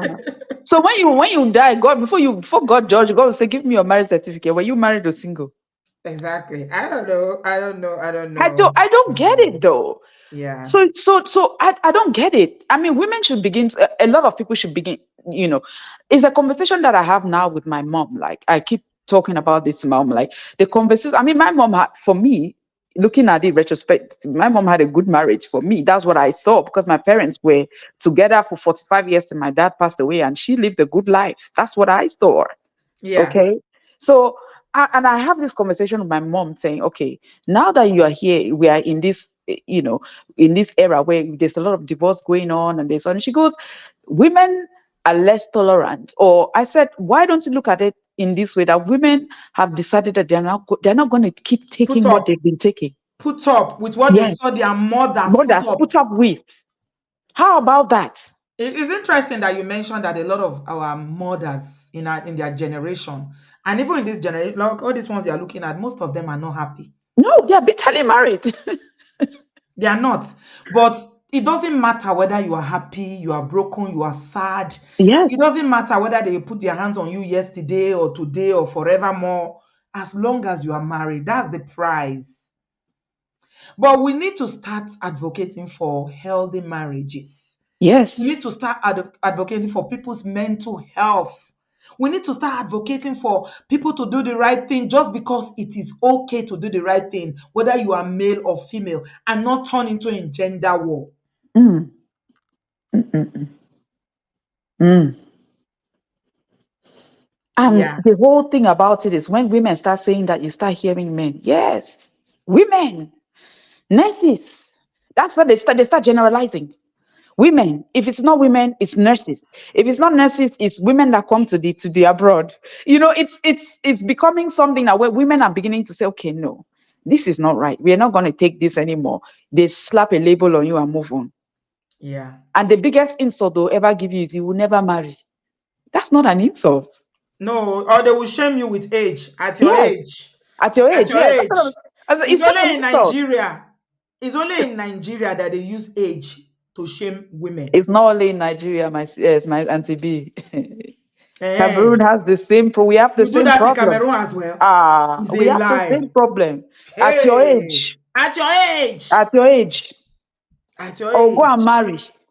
What are you standing here? You're saying, are you single? You never married, but you're still opening your mouth. I mean, those kind of judgmental things. And I'm just thinking, so it's now a price. It's now a rite of passage for you to marry. It is well. Thank you, my dear. Thank you. Have a very good Christmas. And I have one of those tomorrow. I'm back. I have one of those stories about Japa. We need to address this because it's becoming too much. Yes, there's this one that's trending now where somebody didn't pass their masters. They didn't pass exam, so they told them to go back from the UK. And the husband said that he doesn't want. He came out and said that because she failed, that's why they are going back to Nigeria. He should have married his ex-girlfriend. So that's the one we want to talk about tomorrow. She failed. She failed, and the woman had a lot to say about how they came to do masters, and she said she's a olodo. She knows that she doesn't know book. Okay. It's gonna be interesting. It's gonna be funny. I need to put my is it up so I can put my notification to remind me? I'm setting it up now. You need to put your notification. It's gonna be cruise tomorrow because the way the woman described herself, she said, "I'm olodo. I don't know more way." She told me to come back. Oh my goodness. I failed, and you said, and you got me pregnant. The minute we got to UK, he got me pregnant. I laughed when I was rolling on the front. It's the way she saw her. She said she has a blockhead. Book does not enter. Tomorrow is gonna be hot. Tomorrow, please let me set it up, my dear. You go laugh tire. Let's use our gas cruise. Okay, no wala. Thank you, my dear. Okay. This Japa, nothing will not go see for Japa stories though. Hey, Jesus, I'm here for it too. Honestly, all these Japa stories, yeah. Oh dear, Nisi, you're welcome. How are you? Merry Christmas. Merry Christmas, Auntie B. How are you Oh, doing? I'm good, thank you. Welcome. Welcome, welcome back from Nigeria. We missed you. Thank you. Thank you. I missed you I kept too. checking until I realized, until I saw your video in Nigeria. Then I got to Oh, the gist that okay. you're in Oh, Nigeria. thank you. I've been back for a while now. Yeah, yeah. And I got an insight of how you started the channel from the Okay, man thing of yesterday. prestige. Oh, you Yeah, caught that one. Yeah, that I was got. nice. That was nice. I didn't catch it live, but I listened to it later. Oh, yeah, it was nice. Yeah. So well, I don't get discouraged. Like keep let's just keep saying it. Let's not get tired. Many Mm, people might just listen. It may seem like people are not listening, right? But a lot of people are listening silently and they're taking um all everything that's being said on the video. So yeah, it just makes me anytime they just talk about this, I just remember puff puff. You know, when you're frying puff puff, some mm, refuse to turn and mm, some will eventually turn. So that is how this case is. Like marriages with many issues, people know their issues, people are there defending many things, many rubbish that they accept from people. And there's, in fact, there was even one concerning religious pastors. Some pastors are not many marriages in like Christian kind of marriage, or should I say, pastors' wives. They are just enduring. They are not yeah, happy. yeah. Yeah. So there's this my sister's colleague that she told me about. Like the woman is really up there in civil service, but you won't Mm-hmm, believe how the husband is. So you know this kind is only in Nigeria that I know that you can receive call outside office hours and things like that. Then she got this call on Sunday morning, like maybe somebody was trying to reach her concerning work that needed to be done in the office, and she stepped out to mm-hmm, pick the call, not knowing mm-hmm, that the husband had tiptoed to stay behind her. I know because of the mindset, he didn't even listen to the conversation to know whether what the conversation is all about. Next thing, it just hit her head, and she said she blanked out, mm-hmm, and she started, there was this struggle, leave me alone this time when she got up, and she moved that they dragged themselves until they got to the back of the pulpit, mm-hmm. and there was that struggle. Then the pastor's wife noticed, sometimes their offices are somewhere very close to the back.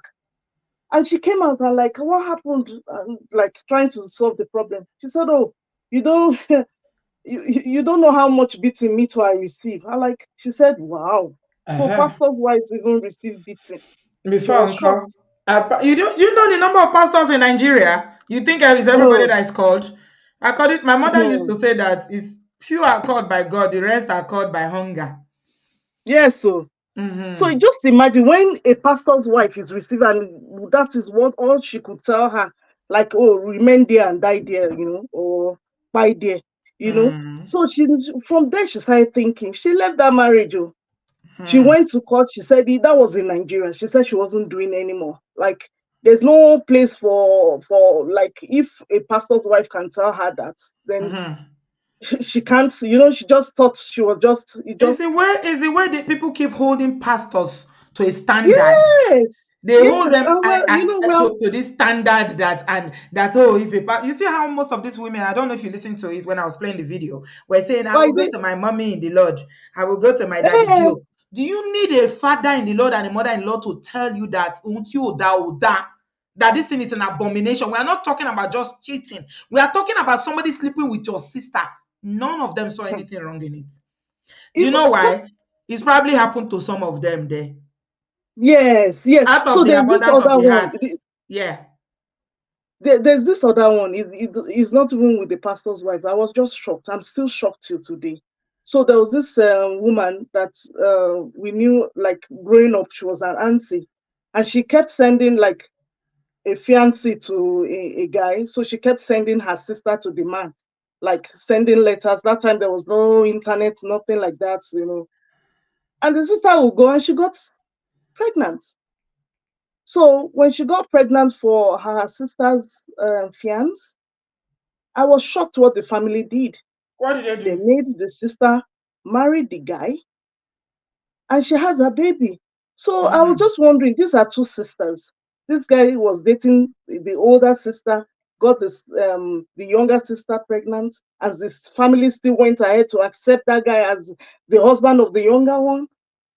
Oh my God. This woman, what she did, like she just left, she forgot her family and moved to South So Africa. what do they want to do? The two of them should marry the man or what? I don't understand.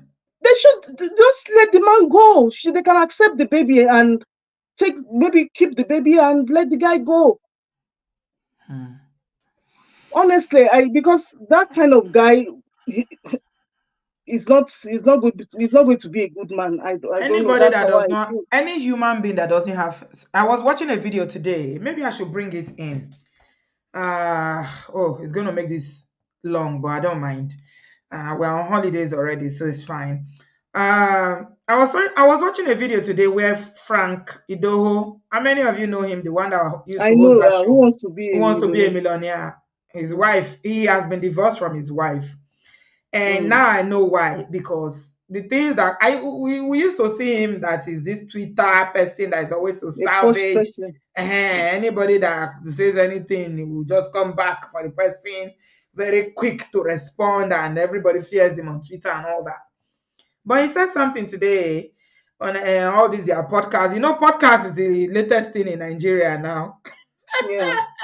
And he said that categorically that a married man can have an affair or sleep with a woman and still love his wife. Mm-hmm. And still love his wife, and a married woman can do the same. That if a married woman sleep with someone else, I found the video. Let me play it for you guys. He said if a married woman do the same, she will catch feelings. Now, I was reading the comment, then somebody said, what about the Olo show and all these wrongs girls everywhere in Nigeria? Are they catching feelings for all the people that they are sleeping with? That you are saying that what he's trying to say basically is that it's possible for men to have, just casual kerewa without feelings, but women cannot do the same. You see how we delude ourselves? Because we put our, each gender, we categorize them in a way that we are comfortable with. This is how we want to categorize women. Oh, no, women cannot do that. It's not possible for a woman to do that. No, women can. It's not right. Then that love is questionable. Then you can't say you love your wife. Let's hear him, Mr. Edo. Don't care about your feelings. The fact is true that when a man cheats, a man can cheat and still be in love with this woman, not the woman he cheated with, but a woman, it is impossible for her to be in love with someone and go and cheat. I disagree. Uncle, no. Okay, tell me why you think that there is. are definitely women that can cheat without any emotional attachments. They are just cheating for whatever reason. Because they want to. And they also exude masculine energy as well. They're not women that exude masculine energy. Let's talk about the aftermath. After you sleep, after the guy sleeps with the girl, after you sleep with the guy, and you find out that this fantastic, like fireworks, like 4th of July fireworks and everything and stuff. Are you going to tell me that you will still be in love with that guy the same way and not have a little bit of that love go to the other guy? I rest my case. No, I'm not answering. Because you usually pause and think about it. You usually have an answer. No. But facts don't care about it. So you see the argument is making there is that, as a man, you can just have relations without feelings, but women are it's impossible to have relations, sexually without catching feelings. That it's not possible. Because women this is ideology. No, women they just catch feelings everywhere. Anybody that you are with, you must have feelings for them. 4th of July feelings, fireworks. See, if you guys if you know what goes on in the mind of a woman, if you know what women are capable of, you will not be saying things like this. When they say "shorafobiri," it's not literal. It's deeper than that. Think about it. Why is your mother warning you? Shorafobiri. Think about it. All right. I don't know why. I really don't get it. Why some women like accept this kind of things, and I'm not saying accept. I'm just saying indulge. Well, sorry, I'm just trying to think of what to say now. Like women, why do they defend men? Why do they want to tolerate other women to Because they tolerate have this no kind of thing? option. That's why. And if and the society has conditioned them to believe that without marriage, they don't have a place in society. They don't have a place in this world. I think that is changing now, but I don't know how Not in much. Nigeria. It's not changing in Nigeria, especially in this kind of cycle, in the rural areas and, yeah, maybe in the upper middle class, yes. People who have a lot of resources and, power. This is about Yeah, power. Like I said, most of those women cannot stand on their own. They need they those husbands. they can't. Yeah, yeah. Yeah. Thank you, Then Nisi. this Yeah. marriage, if only we can think of, because I was just thinking that if only we are more careful when we are choosing our business partners, then why are we not careful in choosing our partners, like life partner, like Oh, husband, spouses? Because we want to be careful that, okay, we want to deal with the right partner, that the partner that is not dubious, partner that is not greedy, partner that is not. Why do we check boxes for those ones? And I don't know if you get what I'm trying to explain here. So why yes, I don't we do do. same for Yeah. marriages? We That will one, not start checking, okay, is this guy okay? Is yeah, this guy, will this guy do this? But we just make excuses for a lot of things that just happen. yeah. Like, I'm just hoping that this will change in a very short time. I don't Mm-hmm. see it coming, but there's really nothing that cannot change. I Short don't know. ticket. Ha. I'll I see. like your enthusiasm and your optimism, but I'm sorry, I don't join you in that optimism. It's not changing anytime soon, especially in a place like Nigeria. Men are continuously they are raising men to believe that they can do anything. They don't train men for marriage. It's only women that are trained. There's no preparing a young boy for marriage. Just have money.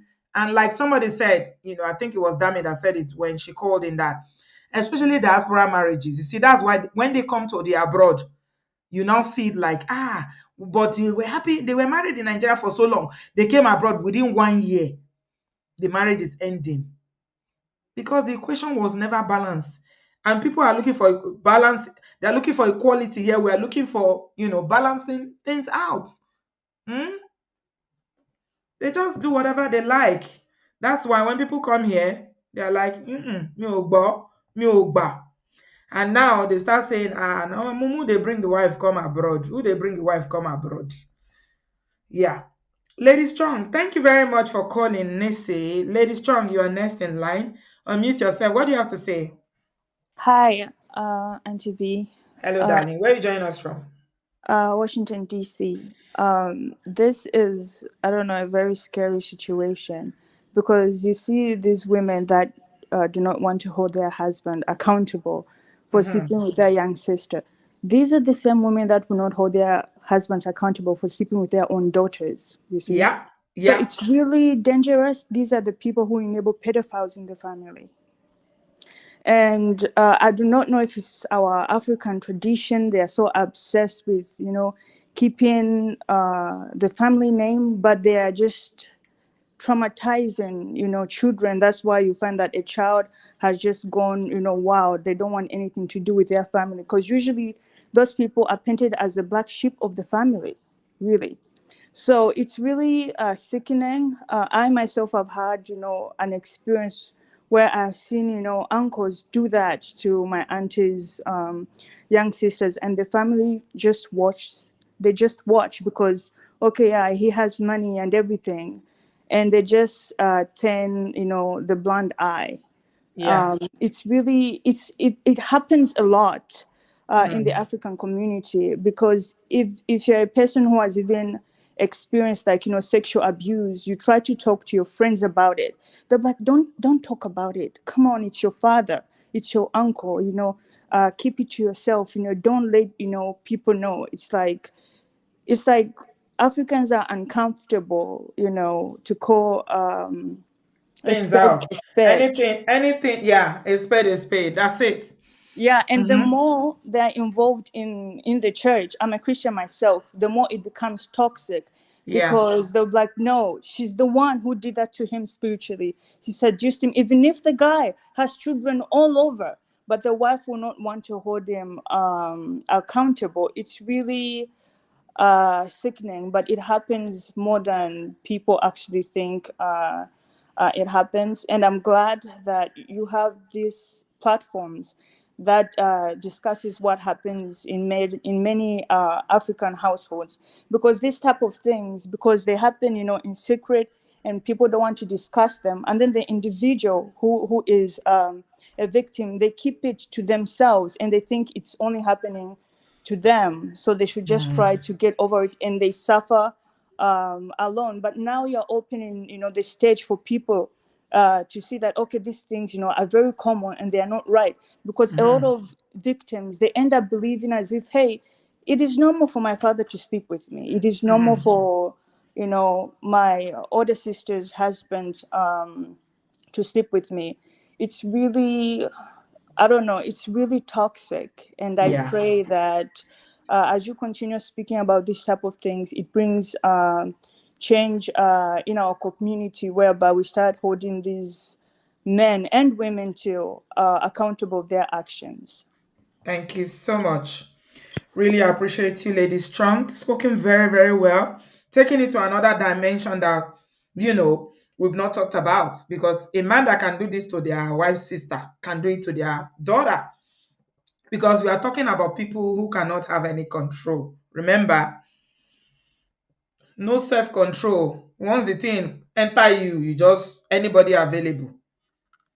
And again, what she said is absolutely correct. How many times have we seen this happen?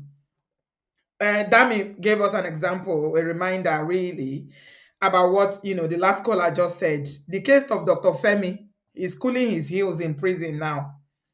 Dr. Femi is a typical example of this thing we're discussing. They had a niece living with them, young girl. She was even underaged. And he was having relations with her. The wife found out, called it out. If you see the way the mother dragged that wife, is the voice note I heard there was like, oh my God. That's why, when one of the callers said that a lot of our mothers had very unhappy marriages, it's not a lie. A few were happy, but majority of them were suffering in silence. They didn't have the words to express what they were feeling. We didn't have this language that we have today to describe different kinds of domestic, violence and things like this. It might not be physical. A lot of it was emotional, psychological, financial. Dr. Femi's wife said, kí ló ṣe tẹ́nìkan ò ṣe rí? Oh, the former me left for me. She was calling out the wife for standing on her ground that the husband was sleeping with her underaged niece. Thank God for women like Dr. Femi's wife. That woman needs an award. She stood her ground, provided evidence, made sure that the case went to court until he was sent to jail. Lagos State is doing amazing work in this area. We talk about how systems don't work in Nigeria, but, Lagos State, they are really, really trying. They are trying. This woman said, no. This is a child. You did this, you're going to pay for it. But all this our auntie, Obara Jesus that are wearing yellow and blue, if it's them, they will cover it. I will not tell anyone. I will hide it. And then I will send the girl packing. Isn't that what happened with Baba Ijesha too? Princess and Baba Ijesha, they were friends. Baba Ijesha was coming to the house. That girl was young, underage. This is the length that a lot of Nigerian women enabling this, this behavior. Sometimes I don't even want to blame men. Because when somebody is saying, man, Jolo, then you carry on. It is women, like Dami said, that the custodian of this culture. This behavior is perpetuated by polygamy. You know, what am I saying? Patriarchy is something that is, we say men are the ones that are doing it, but women are the one that adding fuel to it. So we have a long way to go, my people. Adewale, welcome, my darling. Merry Christmas. How are you? I'm fine. Happy holidays, Auntie. I hope Same you're to doing good. you. I'm good, thank you. Welcome. Yeah. Yeah. Yes, I just called in to talk about what one mommy was saying at the beginning of today's live show. I think he doesn't get today's discussion. I think his discussion was about picking and choosing who's to blame and who's not to blame. And I don't think some men, not in one mommy alone, some men are incapable of blaming men for anything, including Ben. Ben is in this category. I know he's waiting now to speak. Let me kuku add in so that you talk together. Ben is in this category. He's incapable of holding men accountable for anything. Ben will never see anything wrong with what a man does. That's not the discussion of today's conversation. The discussion is, why didn't the women in that event say they're going to hold their husbands accountable? Say they're going to hold the person they got married to accountable? Why? Why are they choosing to keep it quiet and going to the sister? And one mommy there said she's going to tackle her sister. Yeah, she said yes. And then go to her husband, or go look for a man of God to pray for the husband, or do something like the husband is a child. No, it needs they're not even saying what their husband did is wrong. They're saying it's an abomination. Which means what that means is, oh, this thing happened. My husband couldn't help it, but the fault is my sister's fault. So the blame only goes to her. It's not even about blaming. It's about holding the person you got married to accountable. Because if it's the other way around, you get married to a lady, your wife, and then you bring your brother over, and then your brother sleeps with your brother. God forbid. But if that happens, are you going to attack? Are you going to go to your brother first? You're obviously going to go to the wife first. Let's be honest, guys. So then flip it back, change the gender. That's exactly what we are talking about. It's not about who's to blame and who's not to blame. It's about holding the husbands accountable if they happen to have relations with your sister. If it's not your sister, if it's someone else, are you going to go to that someone else? Aren't you supposed to go to your husband first? No, if it's someone else, you know the Nigerian women models on Prandina, they will go and they'll go and beat the person up. That's what they usually do. Remember, how many videos have we done? Remember the one that was racing in Calabar? When I went to Calabar the other day, I was asking them, I was asking them, they all know the husband is living his best life now. Of course. Because she wanted to hold the side chick accountable instead of holding the husband. She was racing. The husband. Barrister Sonny, that's his name. They know him in Calabar. Exactly. Calabar is a small place. She was racing, doing James Bond. Exactly. I mean, on your wedding day, you held vows with your spouse, not your sister, right? With your husband. So if your husband does something that is against the marriage union, you should hold him accountable. Ben, you are here. Welcome. You hear what Adewale is saying? Why is accountability so difficult for a lot of you brothers? Auntie B, for this one, I'm not in support of the brother. In fact, I'm only here to beg you to leave one mommy alone today. You say this one pass your power. Ondo is very fine. Ben say, Auntie B, I beg, free me today. This one, no. Okoja. No. This one different, Auntie B. Oh my gosh. Ben, I beg, no make me laugh. You say this one pass your power today, you know, please support this kind one. I can't play this devil advocate today. My sisters will do, they will chop my ears today if I try them. Oh dear. But basically, Auntie B, my thing is, I think those women, how you call them now, Seth, or Bara Jesus women, I think their association need to organize part 2 of that convention where they go feature the men. Then they will now throw the same question to the men that if you catch your wife sleeping with your younger brother, what would you do? So I think Uzo said that, and Uzo is calling you out. You know, Uzo is your best friend. Uzo said that Oga Ben said that why are the women checking their husband's phone on this matter? Was that your submission?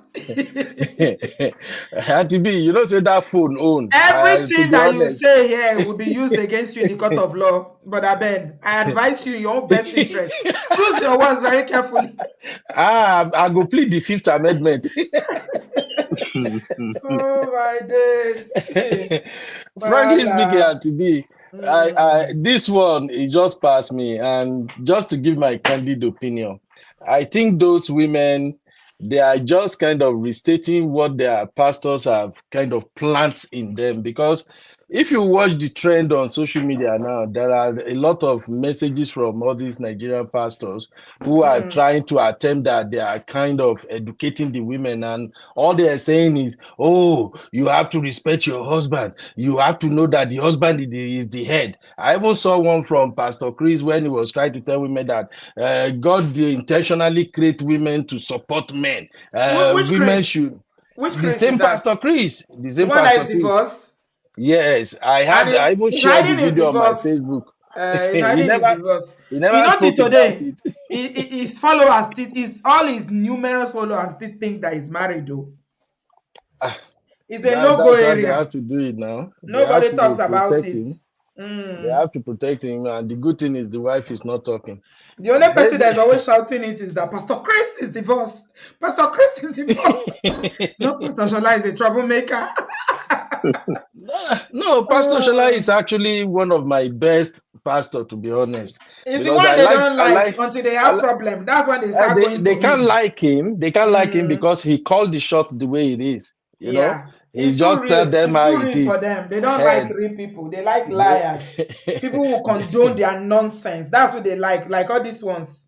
Honestly speaking, because when I watched that video, I actually saw the video before, and the day I saw the video, I'm like, yay, make Auntie B no see this video.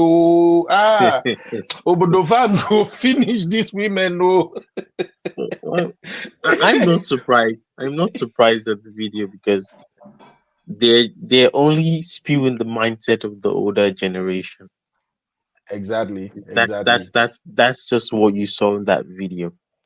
I was shocked, to be honest. I was shocked. I wasn't, because I've heard the same narrative, like this same mindset, so many times, like in my area, everywhere. So yes, at this day and age, women still saying, because all I can take out from the video is that, oh, blame my sister for sleeping with my husband. I think that's the mindset those women are having. Oh, blame my sister. Why would my sister sleep with my husband? And as a typical African man, now my mind was like, wait, if a younger brother slept with a brother's wife, so we will now blame the younger brothers instead of blaming the wife, because Nigerian men will not take this. In fact, they go first and beat the woman, and that brother make it just the run. He go chop poison if you no run. You know, see the one when he saying catch a wife that day. You know, say nobody know if he take anything relating to cheating at all. You know, that one. All of them know that one. Cheating is not meant for women now, Auntie B. It's meant for men. I don't tell you before. You say when you see this topic, say you think of this, because you know, say you self know say there's something wrong with this video. Now make you they think of me. Say honestly, I know say a lot is wrong. You know, say I have to address it, because when I see her, I don't know how I felt. I was like, oh my God, my gender. See me talk say he say men no like women in quotes. Women no like women. Women. In fact, Cynthia is always saying this thing. It's not even men that are the problem. Women are the ones that are the problem. To be honest, let's stop blaming men, no, because women are the problem. The day women will say, no, this thing is wrong, go, uncle, this thing, nah. Let's not go this way. Until that, what is it's simple. It's as simple as and clear. What is wrong is wrong. It's not about judgment. Yes. It's not about what you would do. It's about looking at things without just being honest with yourself. Pay this thing is wrong. It's wrong. Yeah, very wrong. Very wrong. It should be called out as well. Exactly, Wale. It should be called out. And in my own mindset, I think the thing is, all these men that try this nonsense, they probably understood that their wife can't fight for themselves, or the women, they are not strong enough to call their BS out. Because I know, see, these modern day women, you try to go do this nonsense. Hey. You go reach Ondo the next day. Auntie B, now Mexico, I go take it Ondo. You go reach Ondo the next day, brother Ben. If you try this thing for that America where you there, so I can't even try this in Nigeria itself. It's just it's disgusting. Because to be honest. You see, as much as we are laughing about it, we always laugh about you saying that Ondo is far. It's because you are talking about consequences. Do you understand? When people know that there are consequences for their action, they will think twice. No. But you see enablers like this that let the men know that do whatever you like. What's my own? Chebi, you will come home. And this one is not even going out though. He's right inside the house. He wants to marry your younger sister to become wife number 2. 0 consequences. But Auntie B, it be like say I go this women the village go marry second wife. I like their vibe. I mean go vet tell your wife. Down though. No time you no go down though. Ben, you go still go down though. I go marry the wife. Kukuma stay Nigeria. I don't come back to US because I don't that nurse money where you dey enjoy. That nurse money where you dey enjoy for US where you dey collect. So where you take they do things. You go look go Ondo. You go Ondo make you go see what they happen for Ondo. Oh my God! I didn't know Brother Ben was also polygamous in nature. Oh me? It's not actually, I'm not polygamous. I'm just catching cruise. Catching cruise. They're not here. He's not polygamous, so no mind now. See, Wale, the honest truth for me is this: you can't even deal with one woman successfully first. Talk less of say you won't go carry another one. So I don't get it. When I see those men, those polygamous men, or those men running around, I always ask like, where do they get this strength from? Because they get too much time for Nigeria. Here, when you go work, when you go to 12-hour shift, come back. Even the one where you get for outside, you never get power to tell and say, baby, come here. Now you go. God bless you, Auntie B. With children wahala on one side, bills to be paid every month and everything. Then where that I can't just fat. I can't wrap my head around it because the wahala too much. You are not gonna be neither here nor there. And then some people are still doing it successfully for Nigeria. I'll just be like, well, thank God for people like you, Auntie B, and many other great sisters who are, yeah. All right. Thank you very much, Brother Ben. For you too, Gary. Thank you. Thank you for having me, Auntie B. All right. Thanks, Adewale. God bless you, my brother. Have a good Christmas here. Come tomorrow. We're here tomorrow to talk about Japa. Japa is usually very interesting. Adago said, Auntie B, please channel all your energy to educate and empower women mentally, because most men are hearing this and they're only catching cruise. Yeah, we are doing the education. What can we do? We are educating them and telling them what we need to do as parents. The best thing that we can do. People are not liking the video. Please give us a thumbs up. Give us a thumbs up. Like the video, please. Take a minute to like the video. I will pause so that you can like and come back. You're not going to miss anything, I promise. We don't have likes at all. How many people have liked this video? Give us a thumbs up. Thanks to everybody that has given me super chat. So God will bless you guys. Thank you. Merry Christmas. Please like the video. Let me have a look. So what we need to do is to teach our children to have self-respect for themselves, develop their self-esteem as parents. That's what we need to do. That's the most important job as a parent. Let your children have a very healthy self-esteem. Okay? When they have a very self-esteem, then equip them. Make sure that you are equipped, your children, especially your daughters, with the right tools for them to have success. At least let them be able to take care of themselves, feed themselves, afford basic things for themselves, so that we don't have a generation of women that are looking for men to depend on. You see the problem? Most of these women depend on their husbands for their sustenance. Okay? Some of them are working, they have little businesses here and there, even the ones that make money. Nigerian men, the ones that are based in Nigeria, a lot of them feel like they can do whatever they like because they pay most of the bills. Some of them is them that pay only the bills. Women don't do anything. So they say whoever plays the piper, they takes the tune. So that's just it. Brother Patrick, what happened? I was just waiting to hear your contribution. Please come back, sir. Man of Prestige, welcome. We are just rounding up. It's just you and Brother Patrick left now. Hey, Ola. Wow. Bawoni. No, thank you so much. I appreciate you. I appreciate you very much. I appreciate you. Okay, so I came in just at the point where the brother, mommy, when it was, I was trying to pick up because I saw that video yesterday. But I didn't understand. I think they were speaking Igbo or some kind of language. Yes, it's Igbo they spoke. Right. So that's why I literally called for to one mommy. It's me that called him.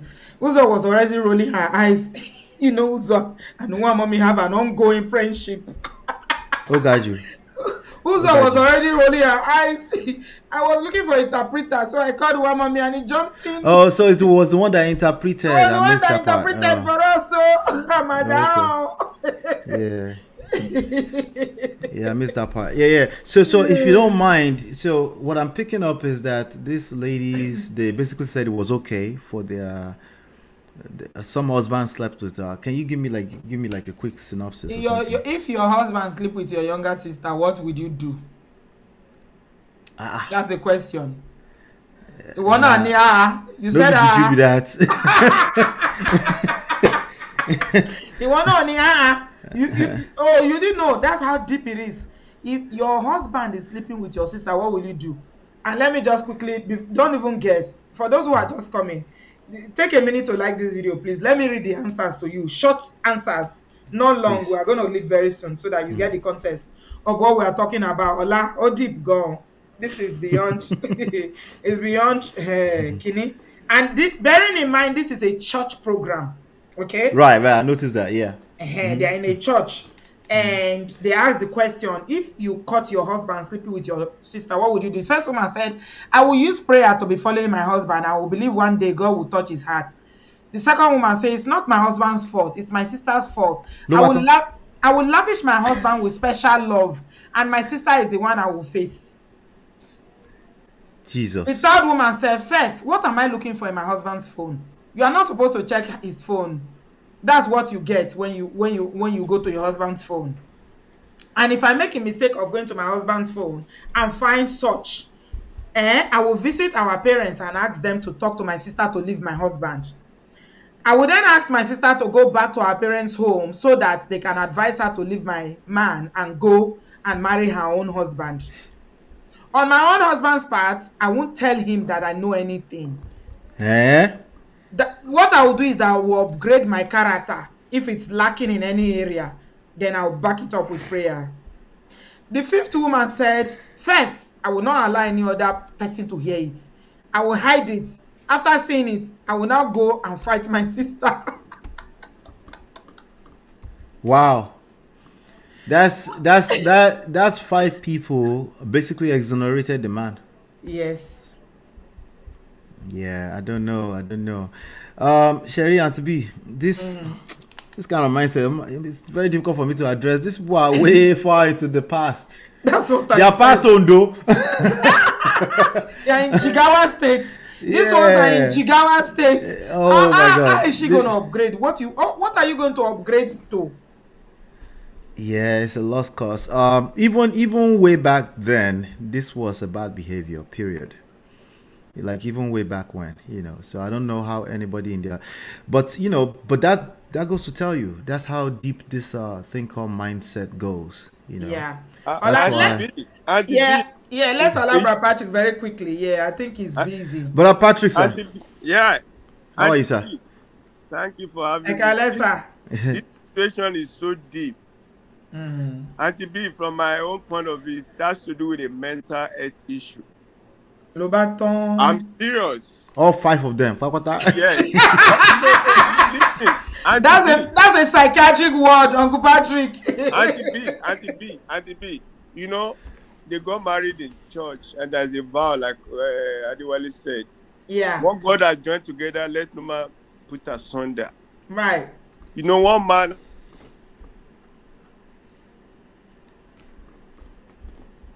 Is it me?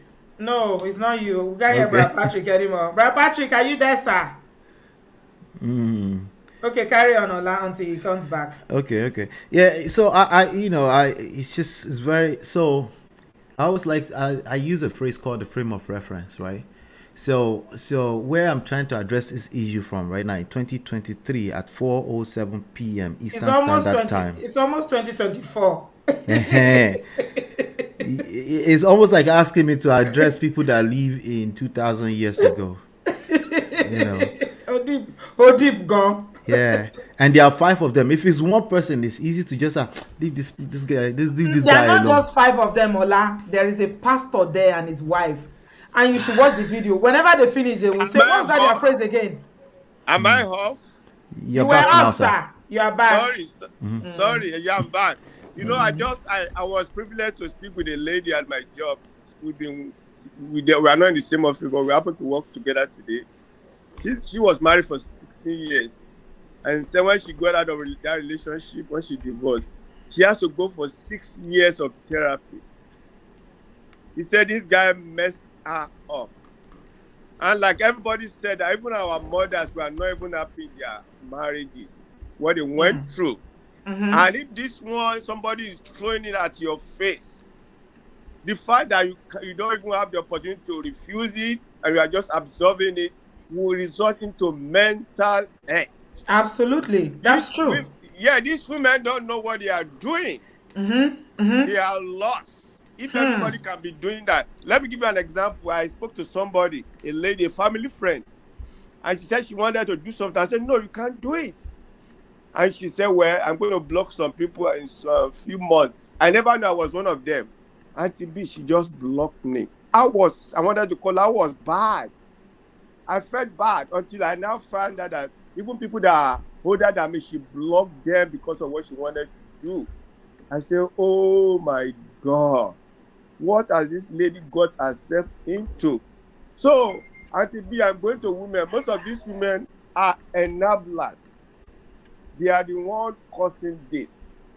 I know that man is a write-off, you know what I mean? But the role the women are playing is nothing to write home about. I'm so disappointed. If people can be coming up in church and say this, we have daughters too. And we don't want my daughter to go through that. Hello? How am I, sir? Yeah, we are hearing you, sir. That is totally wrong on the part of the women. And this is it.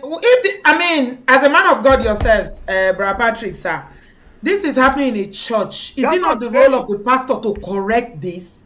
Forget it. That one. The pastor doesn't have the skills. Sorry. The pastor feels the same way, sir. Auntie B. How can you be doing that? How can you be allowing that in the church of God? No. You know, I've always been saying it. You have to look at Nigerian church very well. It's a blend of African culture and Christianity. Absolutely. They are even just religious. Yes, that's it. A lot of culture. If a pastor has 4 or 5 wives, what are we talking about? All this white garment church, Auntie B, where we'll have something to say if all of us get to heaven. Even white garment church, my church self collects. It's a collect, Auntie B. Sorry. Don't collect for brother. Yes, now. But Auntie B, you took your stand. Hey. Your daddy one can daddy one tell you that I want to go and buy second wife. You know, you have your own stand. It is the women, it's not even the church, it's the women again. They are the enablers. Yes, that's true. That's absolutely true. Women are the enablers. So it's gonna be that it's them that will suffer it. Yeah. Yes, because the way women are built, they are built emotionally. Yeah. So they are the one that will suffer it. Yeah. They have chorus, so they have chorus. Yes, like one of the sisters says, Auntie B, that most of these men are just catching cruise. So some of the Nigerian men are just catching cruise with it, though. God will help us. Our children will not be part of it in Jesus' name. That's my prayer. Amen. Thank you, sir. I appreciate you, Brother Patrick. Have a good Christmas. Yeah, Thank you. I love to Auntie. God bless you, sir. God bless you. Bye. Okay. Ola. Yes, ma. You don't hear. You see, no. You said this is the mindset from 90 Bororo that you can't relate. You are lost. Yeah, because okay, so it's very hard to address people that don't see any problem in their mindset, right? Because there's no angle to add any value, right? The only thing I will advise people is that just look at this and be aware, because this is where we're coming from, and there's a lot of people, right? Like all of you have said so far. There's a lot of enabling behavior going on in this. This will not work if people are not subscribing to it.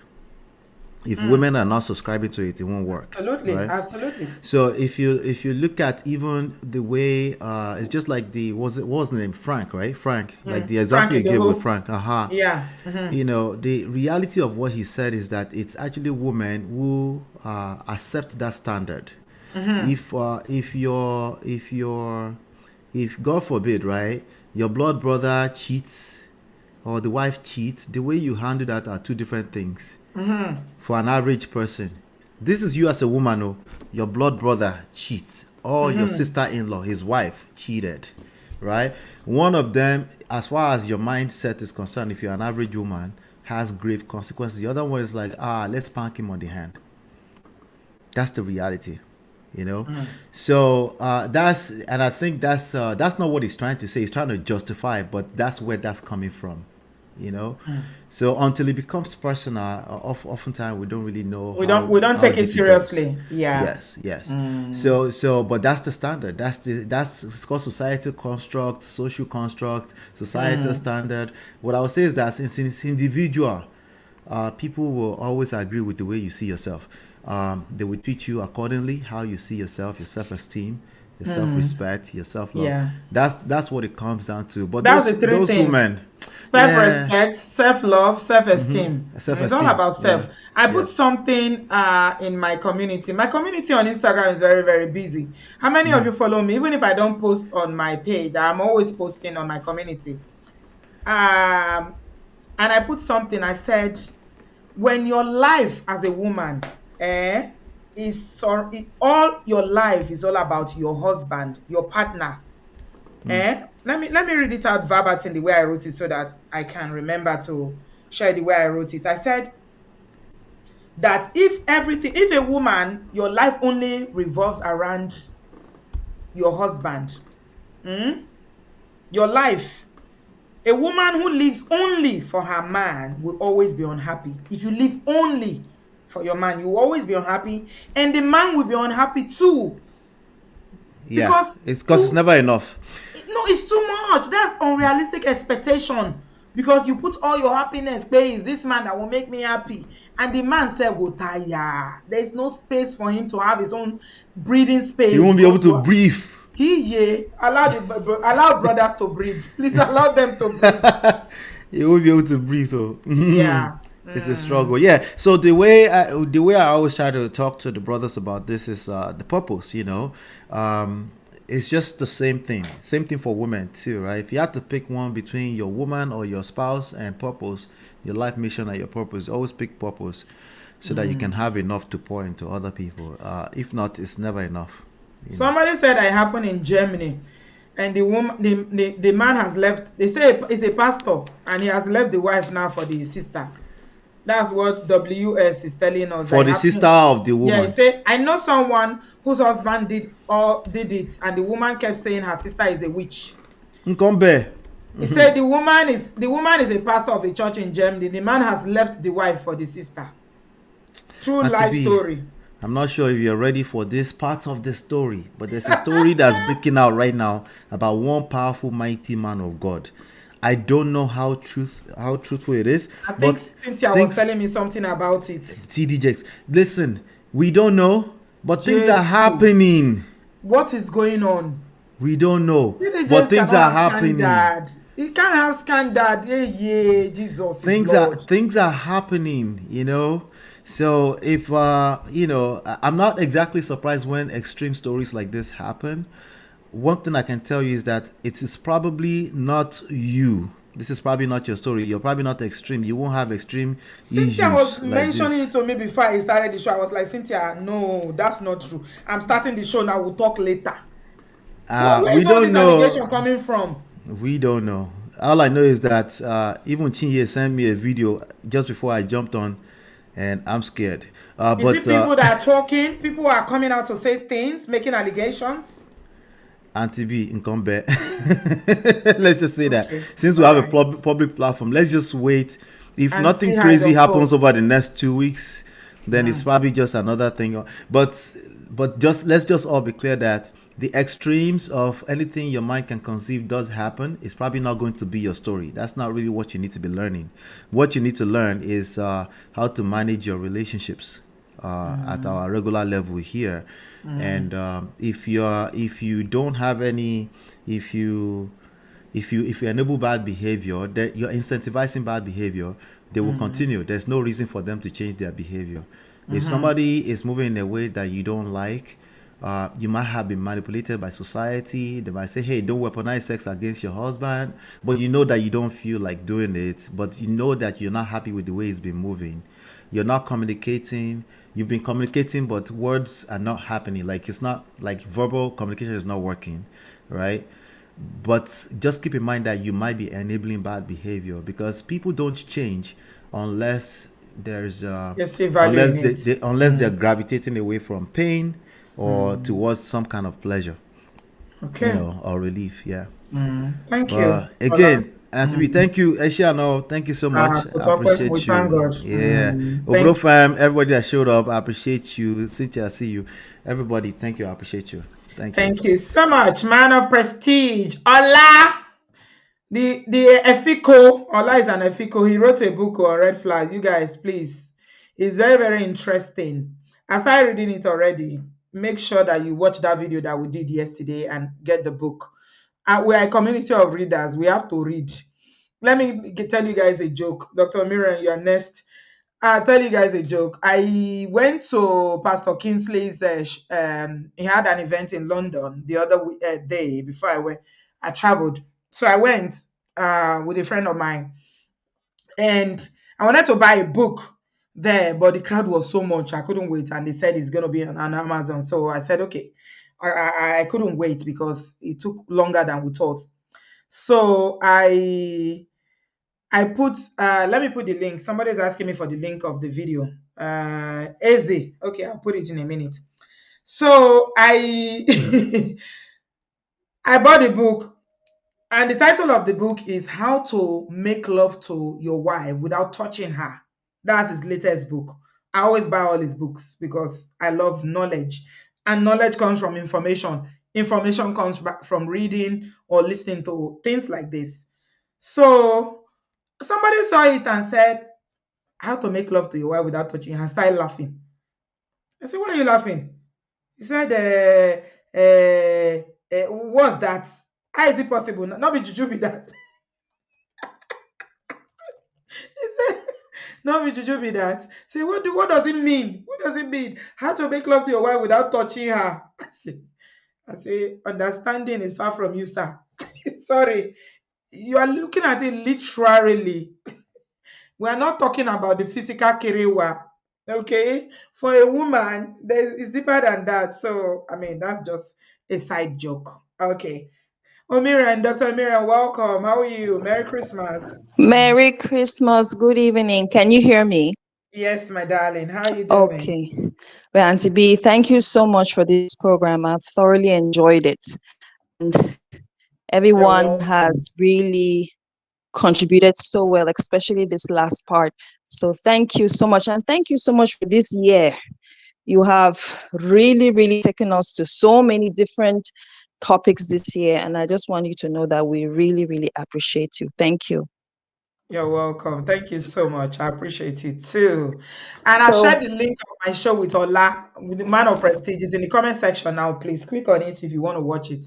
It's loaded. Okay, go ahead. So the word that comes to me is dignity. I love that. Whether, and this is the point I want to make, and I hope that I can explain it properly. All of us, whether we acknowledge it or not, we marinated in this mindset. It could have been from our own family. It could have been from neighbors. It could have been from school, other children at school, but we marinated in this mindset.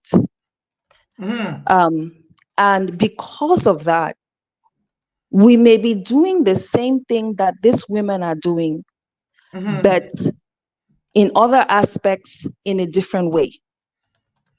So we can, we can talk about, we all know that this is wrong. We can talk about it, but I want to go back to what Adewale said. He said, why? Why are these women saying this? And the reason why they're saying it is because they have been taught, and all of us were trained in this mindset in some way, shape, or form. So the question that we must ask ourselves, and the reason why I'm bringing this up is because we can listen to your program and laugh and talk about these ladies, but if we do not sit down and look at ourselves and say, okay, in what ways am I like this woman? What have I learned? Maybe, from my family or friends that have made me act in a certain way, similar to these women, and then break those patterns. The first thing I want to bring up is this. I've attended many, many marriages. I'm from Cameroon. One of the things that they say all the time in the marriages, when they do the cutting of the cake now, somebody will come and give advice. What do they say? Your husband is your child, right? If your husband is your child, how heard that one before. Your husband is your child, really? Yeah, they say that all the time in Cameroon. Really? And I've gone to Nigerian families, they say that. I don't think I've heard that one before. Your husband is your child. Yes. The one that I hear very frequently is your husband is your head. A woman builds the home. You are the one that will make the marriage work. Respect your husband, bow to your husband, worship your husband, serve your husband like a god. One of the things that I heard this growing up, I've heard it all the time. I've gone to Cameroonian marriages, Nigerian marriages, and that's the first thing they would always say, your husband is your child. If your husband is your child, right, why wouldn't you excuse this kind of behavior? It would behave like a child. Exactly. Why wouldn't you excuse this behavior? The second thing that I want to bring up is this. We must ask ourselves, and you did a video about that one time, who am I? Who am I? What do I deserve? Yeah. How can I walk in dignity every day? Because that's what it comes down to. Our takeaway point from this should be, yes, it is wrong. We know that. But in our own personal lives, daily, we're raising children, or we may raise children, or we're not raising children, or we're going to work every day doing all these things. How can we walk in dignity every day? Not just for others, for ourselves. Because to me, that's what this comes down to, dignity. Dignity. These women have put their men on a pedestal. They are kings, and they have put themselves under that pedestal. That's not submission. That's subjugation. That's not submission. That's slavery. That's not submission. Submission is honorable. So how can we walk in dignity every day? And the thing that my main takeaway point from this, as a mother myself, is how do I raise my boys? Because I have boys. How do I raise my boys to walk in dignity every day for themselves, not just for another woman, for themselves, for themselves. Because there's one mindset that I had to catch myself, and myself. I used to, when I would go somewhere, I would say, "Oh, I have 3 boys. I have 3 boys. I have 3 boys." Why would I say that? Because somewhere in the back of my head, You included your husband. I've been trained that the boys are more valuable, right? And women, if a woman has boys, then she's stronger, or that kind of thing. Is that not the same mindset that these women have? It's not the same mindset. So I had to stop myself and say, no, I have 3 children who happen to be boys, but I am not stronger or better than a woman who doesn't have children, a woman who is not married, or a woman who has girls. Because it's apples and oranges, all are fruits. It's the same mindset. So what I think is, and I'll conclude because I know you're sticking to time this year. I think that the takeaway point for us, as we look at these women, as we analyze the discussion, as we look at it, I would say take a minute and just look within, look at your own self, and find out in what way. What do you see when you even see yourself? Exactly. In what way? If you take the man away from the equation, what is left? Is there anything left? Yeah. Without the husband, do you have any individuality? Yeah. In what way am I am I like this woman? I'll give you an example. I remember when I was in my 20s, I bought a car. And the first thing, because this is Texas, I'm in Texas. In Texas, a car is not a luxury, it's a necessity. Because there are some places that the buses don't go to. You don't have bus, you don't have train. If you don't have a car, and you cannot be calling people every day for ride. In those days, in the early 2000s, there was no Uber. I bought a car, and the first thing that another lady told me was that you're buying yourself a car. What will your husband buy you? Is that not the same mindset as this woman? That same person may say, "Oh no, I don't agree with this woman," but she's making a statement like that. So what I'm saying is that at the end of the day, let's all, we can take something from this woman and let us all reflect, because on a daily basis, on a weekly basis, when we go to different events in our homes, we are making statements like this in other ways. And we need to restore our dignity, not just as women, but as men. And walk in dignity every day. Wow. Words spoken like a queen. Thank you so much. They are sinking in as you are saying them, Dr. Marian. Thank you so much. She emphasized the need for people, whether you are a male or female, to have dignity. Look at it now. As a man, what kind of dignity do you have when you are having relations with your wife's sister? Hey, my goodness.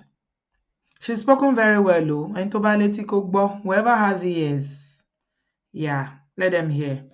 Okay, we're coming to the end of the show now. We've taken longer, much longer than what I anticipated. I have a very long day tomorrow. Ivamasia Blessing, welcome. You are the last but not the least caller. How are you, darling? And where are you joining us from? I'm joining from. Oh, you just jumped off. The minute you just told us where you are joining from. Well, I'll quickly come back. I've shared the link again. So I'm just going to summarize while I wait for Blessing to come back. My people, there's a long way that we have to go. When I think we're almost there, and then I see things that take us 100 steps back. So what we've learned today is that let us be accountable as human beings, even children. We teach our children about dignity, self-control. Thank you, Dr. Abi, for paraphrasing. self-discipline. When they do something, we want them to own, we don't want our children to lie. We don't want them to steal. We want them to exhibit good character. If we can hold children accountable and correct them in love, why can't we do the same for adults? Why is it that women in this day and age are still behaving like this? Yes, my dear. Can you hear me? Oh, yes. Okay. You are in the show. Where are you joining us from, Blessing? I'm in Italy.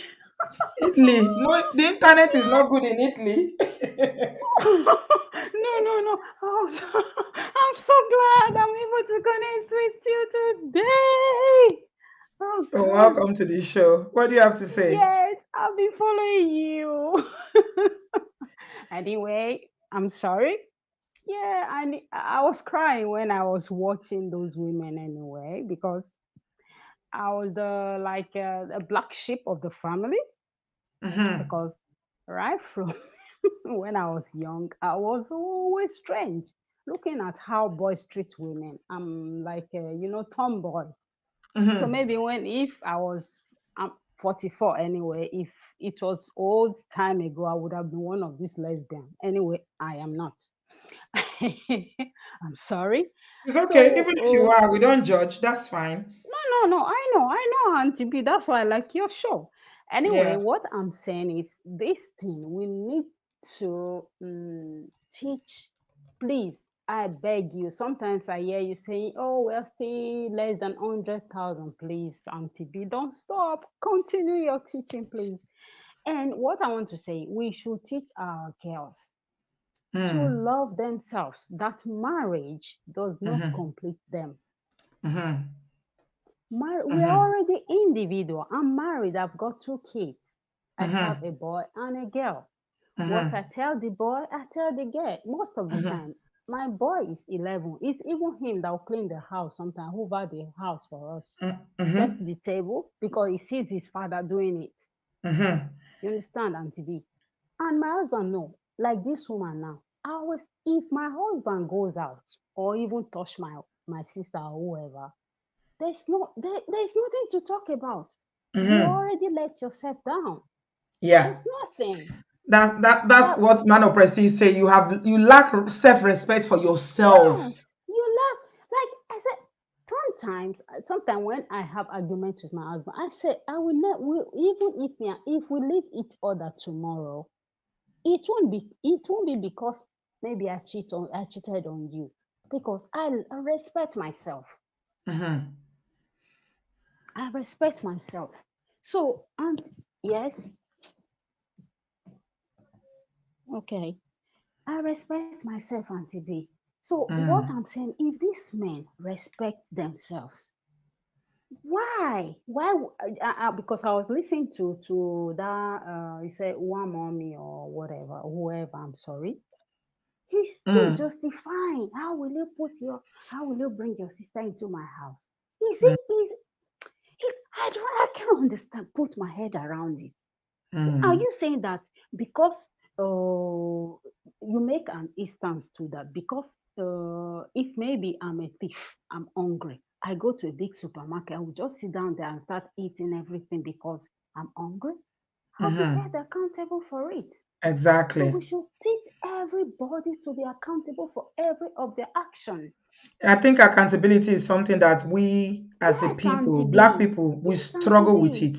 Because my mom, I grew up in a polygamous home. I'm sorry to say, do you know, sometimes I cry, I miss my mom, she's dead now. But it's very, very rare I think about my dad, because the way he treated my mom. Because these men, I think sometimes they try to have multiple wives so that they run away from their responsibility of being a father to each of the children. Because when they have multiple wives, multiple children from multiple wives, all these wives there will be competition among them to be doing who is going to do better, who their children is going to do better. This woman will be responsible for their children, and this man will just be going free. So it's high time we teach. I don't know if I heard you were going to start an ONG or whatever. We should teach our girl children that they're already human beings. Having a male is good, is companionship, is nice, but you don't have to lose your self-esteem for this thing. We're already human beings. Look at Mary Slicer. Look at this woman. There are plenty of women that are doing great even without men. I'm not saying it's wrong to be around men, but we can do better without being married sometimes. Yeah, there are some people that are definitely in marriages that they have no business being in it because they'll be better. In it, Auntie B. Do you know what? I'm sorry to say this. A few days ago, I had an argument with my husband because he was expecting me to say something else. Then I was just looking at him. Then he said, he said, you are the type that is better you shouldn't have gotten married. I said, because I'm not crying over you. Because you are not the typical Nigerian woman. Yeah, that's what he told me. Because of your mindset. Yeah. Yes. Did you? I don't know whether you saw the video one time. Yeah, you saw that video when that woman was dancing and say, "A good wife." What a good wife means in Nigeria. You allow cheating. You subjugate yourself. Allow them to walk over you. You worship your in-laws, even if they insult you, whatever way they treat you. You don't question them. Don't ask for anything. Just be there as furniture. Auntie B, I'm married to an Italian man, but sometimes he will look at me and say, "Hey, God, I thought I was going to marry an African woman. This is not an African woman." Oh, really? Yes. Bad market. You buy bad markets. Oh, Auntie, that's what I say. I'm sorry for you. I should have gone. You are not the dormant that I thought you are going to be. No. That wasn't what that. I said, I'm sorry. Maybe you used to see all of them crying over men, whatever they tell you. African women can tolerate all the rubbish men do. I said, I'm sorry. I'm not that type. You buy bad market for yourself. I'm sorry. Italian man don't buy bad market. Yes, say African man, Nigerian women, they tolerate anything. They're nothing they cannot take. Yes, because my mom came here and visit us. So he will say, your father married 2 wives. So it was your mother not able to accept her. And you even still talk about your stepmom. I said, that's her marriage. It's not my marriage. Oh, he wants to marry a second wife? He cannot. He don't have that live and to be. He can't even leave me. Even the way you are talking small, but you are so firm in your beliefs that kilo day, you do anyhow, you see anyhow. You go collect. He knows, Auntie B. He knows I'm a small person. Small people are always very dangerous. So that is what he used to say. I'm small, but when he just walks inside, he say if he does bad, say I know without even talking, he go just type low and let's talk it out. Hey, Auntie B, please, we should educate our children. Please. Yeah. Even on TikTok, I know maybe you are not interested in all those things. When I hear our people talking, I cry. Yeah. It's a mindset. It's a mindset. There are so many wrong perceptions, wrong mindsets that, it will take the grace of God. Are you sure, Auntie B? Because to them, women are nothing. Women are just like footmat. It's not right. It's not everybody. There are people that still it's just, I don't know. I think social media has given avenues for it to be playing out a lot more. But there are still decent people out there who see the value in women, who respect women. They are there. You just need to be very, very careful when you are choosing. Like PK said, a man proposes, but you have a choice to say yes or no. Yes or so no. And be careful who you are saying yes to. Auntie B, even when you say yes sometimes, if you see your yes, you didn't think it through before you say yes, you can go. I don't watch all those videos on TikTok. I hardly go on TikTok, even though I have a page. That's why my page is not growing, because I don't even remember how many social media do I have time for. Maybe when Yeah, because sometimes when I'm just cleaning my house, I just put it there. I don't contribute, but I cry. I wait for African women. I wait for them. Yes, It's Auntie okay. B. Thank you Thank very you for much, having Blessing. me. Love you, You're love you, love welcome. you. Love you too, darling. Oh, thank you for Thank having you. me. You're Thank you. welcome. Bye. Take care. Be kind to Thank your you. husband, though. Please, oh. Auntie B, I'm kind. Take care When of he's him, good to oh. me, Be when he kind. cook, me, I will eat. Is the one cooking? I have some Auntie B. You don't cook? Sometimes when I can. That's Hey. how we do it, oh. You know. Is it Auntie not B. working? It's working, oh. And you are working as well? Yes, Auntie B. So when he gets home earlier than me, he cooks. Okay. When you get home earlier, you cook as well? Yeah, when I have idea. Hey, Chineke. Blessing, calm down. Calm down.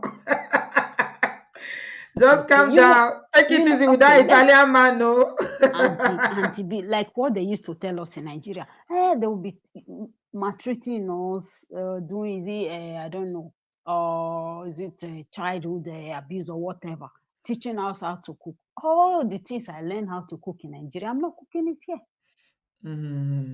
It's okay. You see? You know, the watchword for me is just do unto others as you want them to do unto you. If somebody is treating you well, treat them well. Treat them well. When somebody is treating you badly, don't treat them badly. You know, find a solution to it. Because at the end of the day, like a lot of people said, a lot of all these mothers, they're going to end up be broken and bitter. When you hear bitter, they will be so bitter. Look at them here. You know, and the reason why a lot of them, thank you, Blessing. Be kind to your Italian husband, though. No do what you can't try with a Nigerian man because you have a white Italian man. No, please. Small people, I dey fear small people sometimes because what they can do, we that are almost 5'11", we know they do tire. White people, short people don't collect from my hand. Oh my dear. Thank you so much, everybody. Give us a thumbs up. We've done almost 3 hours. I haven't done a long video like this in a long time. So, what was I saying? A lot of these women, you see, some of those answers they are giving there safe is because people are listening. They are not speaking for themselves, though. They can even be making it up. When the first person talk, they say, Jesus never fails. Jesus. Then they will now follow suit because they believe that the gathering they are in, this is the expectation of women. So they want to conform because they feel like, if I go and say something now, somebody like you put me there, I go scatter this meeting, no. I go scatter them. Because I go tell them, say, my sisters, I better go sit down. What are you talking about? Look at you. Just take a good look at yourself. Your sister. We're not talking about side chick now outside. We're talking about your sister. And you are here chatting nonsense. Are you okay? Go and evaluate yourself and look at yourself properly, mentally, if you are all right. Like Brother Patrick said, that they are all suffering from mental illness. No offense to people that are actually suffering from mental illness, because these ones, soon me. You know, and Dr. Miran told us about how you need to have self-love for yourself, dignity. Have self-love for yourself. Blessing, thank you. You've become a member. Oh, thank you. God bless you. Yeah. Self-love, according to Ola, self-esteem, self-respect. When you don't have those things, it's difficult to. But you know what? It doesn't exonerate you from the pain and the heartbreak that these things come with. You might think, oh, I'm trying to protect myself. That's why make it just they do your own jare. You know, consign me. But you don't escape the shege that follows. You will still feel it because you know the human mind, the human heart. Even if you say, I don't, what it concern me? I'm just here for my children. Let him do whatever he likes to do. You will still feel that pain. And that's why you see a lot of people suffering with depression, anxiety. They are suffering with serious shege banza. They end up being broken. Mental illness, undiagnosed. Ukpo jabrata. They are angry, they are frustrated, they live very unfulfilled life, they have no joy. The only joy they have is their children And that's why some of these mothers they are seeing then they are married to their children. No, it's their children. That's why you, a young girl out there, you want to go and marry their children, you better be ready. Because now you want to take away the only thing that makes them happy. They never found any happiness in their marriage. There's no joy in their marriage because of the shege they are going through.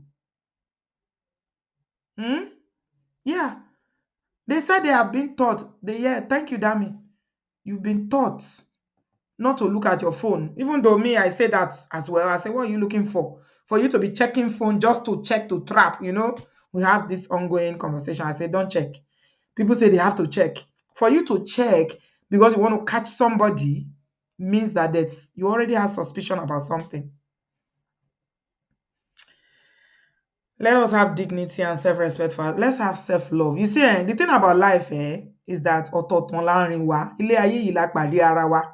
marriage or no marriage or whatever. Now here we meet. Now here we will still part. You can't take them with you when you are going. So if you delete by yourself. Osinachi deleted. Nothing happened. So many women this year, they don't delete. Men too, they delete sometimes. It's fewer, but it does happen. But yeah. Now only you waka come. Now only you go waka go. So let's just do what's right. Anyway, I'm going to end now because I've done almost 3 hours. And tomorrow, I'm going to come back tomorrow. I want to talk about this show, Japa. We have a Japa diary update. I love this Japa diary because it's an opportunity for us to really, really learn and unlearn things. So I have 2 Japa diaries coming up. The first one is tomorrow. And we are talking about this case of a man who pushed his wife. The woman, he said they should come and do masters in the UK. And the woman say, he say he had no carry book. Say he no book. Say he get blockhead. Book no enter. Now he can't fail. Because he failed, they no renew their visa. That their wahala starts. We're going to look at it tomorrow. There's so many angles to this story. I really want to talk about it because Japa is a real thing now. Yeah. It's a really big deal. People are jackpying, and what reason are they jackpying? And we are having problems here, right, left, and center now. Not because they jackpot, but because they jackpot for the wrong reason. Okay. So we're going to be looking at that tomorrow. Please join us. Same time, 7 p.m. GMT. Yeah. So 2 p.m. some places, 6 p.m. in Nigeria. Or is this 8 p.m.? That will be 8 p.m. in Nigeria. I'm not sure. Uzo say, I don't subscribe to checking phones. However, I don't think a man should have a problem. The wife picks his calls and touches his phone. I agree with that. Absolutely. If you start hiding your phone, that is a giveaway.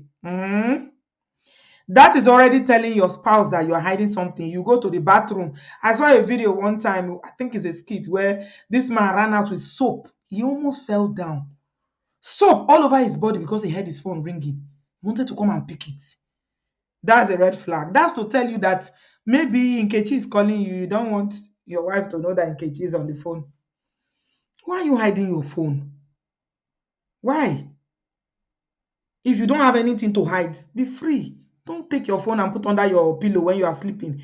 I even heard that it's not safe, that there's a lot of radiation that is coming from your phone that will affect your brain and your health. If you start putting phone under your pillow, everywhere you go, you put 10 password. Your password has a password. Your password has a password. Your Instagram has password. Your WhatsApp, you know all those passwords. Me, lie. If not that, this modern day phone expects you, this smartphone, you have to put like a face, whatever. You have to put facial recognition, or you put the one you use your hand to do. What's my own? Locking phone up, and some people lock phone, You go lock, waiting. And they forget password easily. So I don't send all those things. If you don't have anything to hide, then you shouldn't be doing that. If you are doing that, that means you are hiding something, and then your spouse will be suspicious. What are you hiding? I need to see. Let's just do the right thing. Most importantly, self-love is very, very important. Love yourself. Marriage is honorable, but if marriage no day, life goes on. Okay? Thank you very much, everybody. I will see you tomorrow night. I heart you. Thanks for all the super chat and all the likes. If you've not given us a like, please like. And Merry Christmas. I'll see you tomorrow. Thank you, everybody. I appreciate you. God bless you. Bye, guys. Love you guys.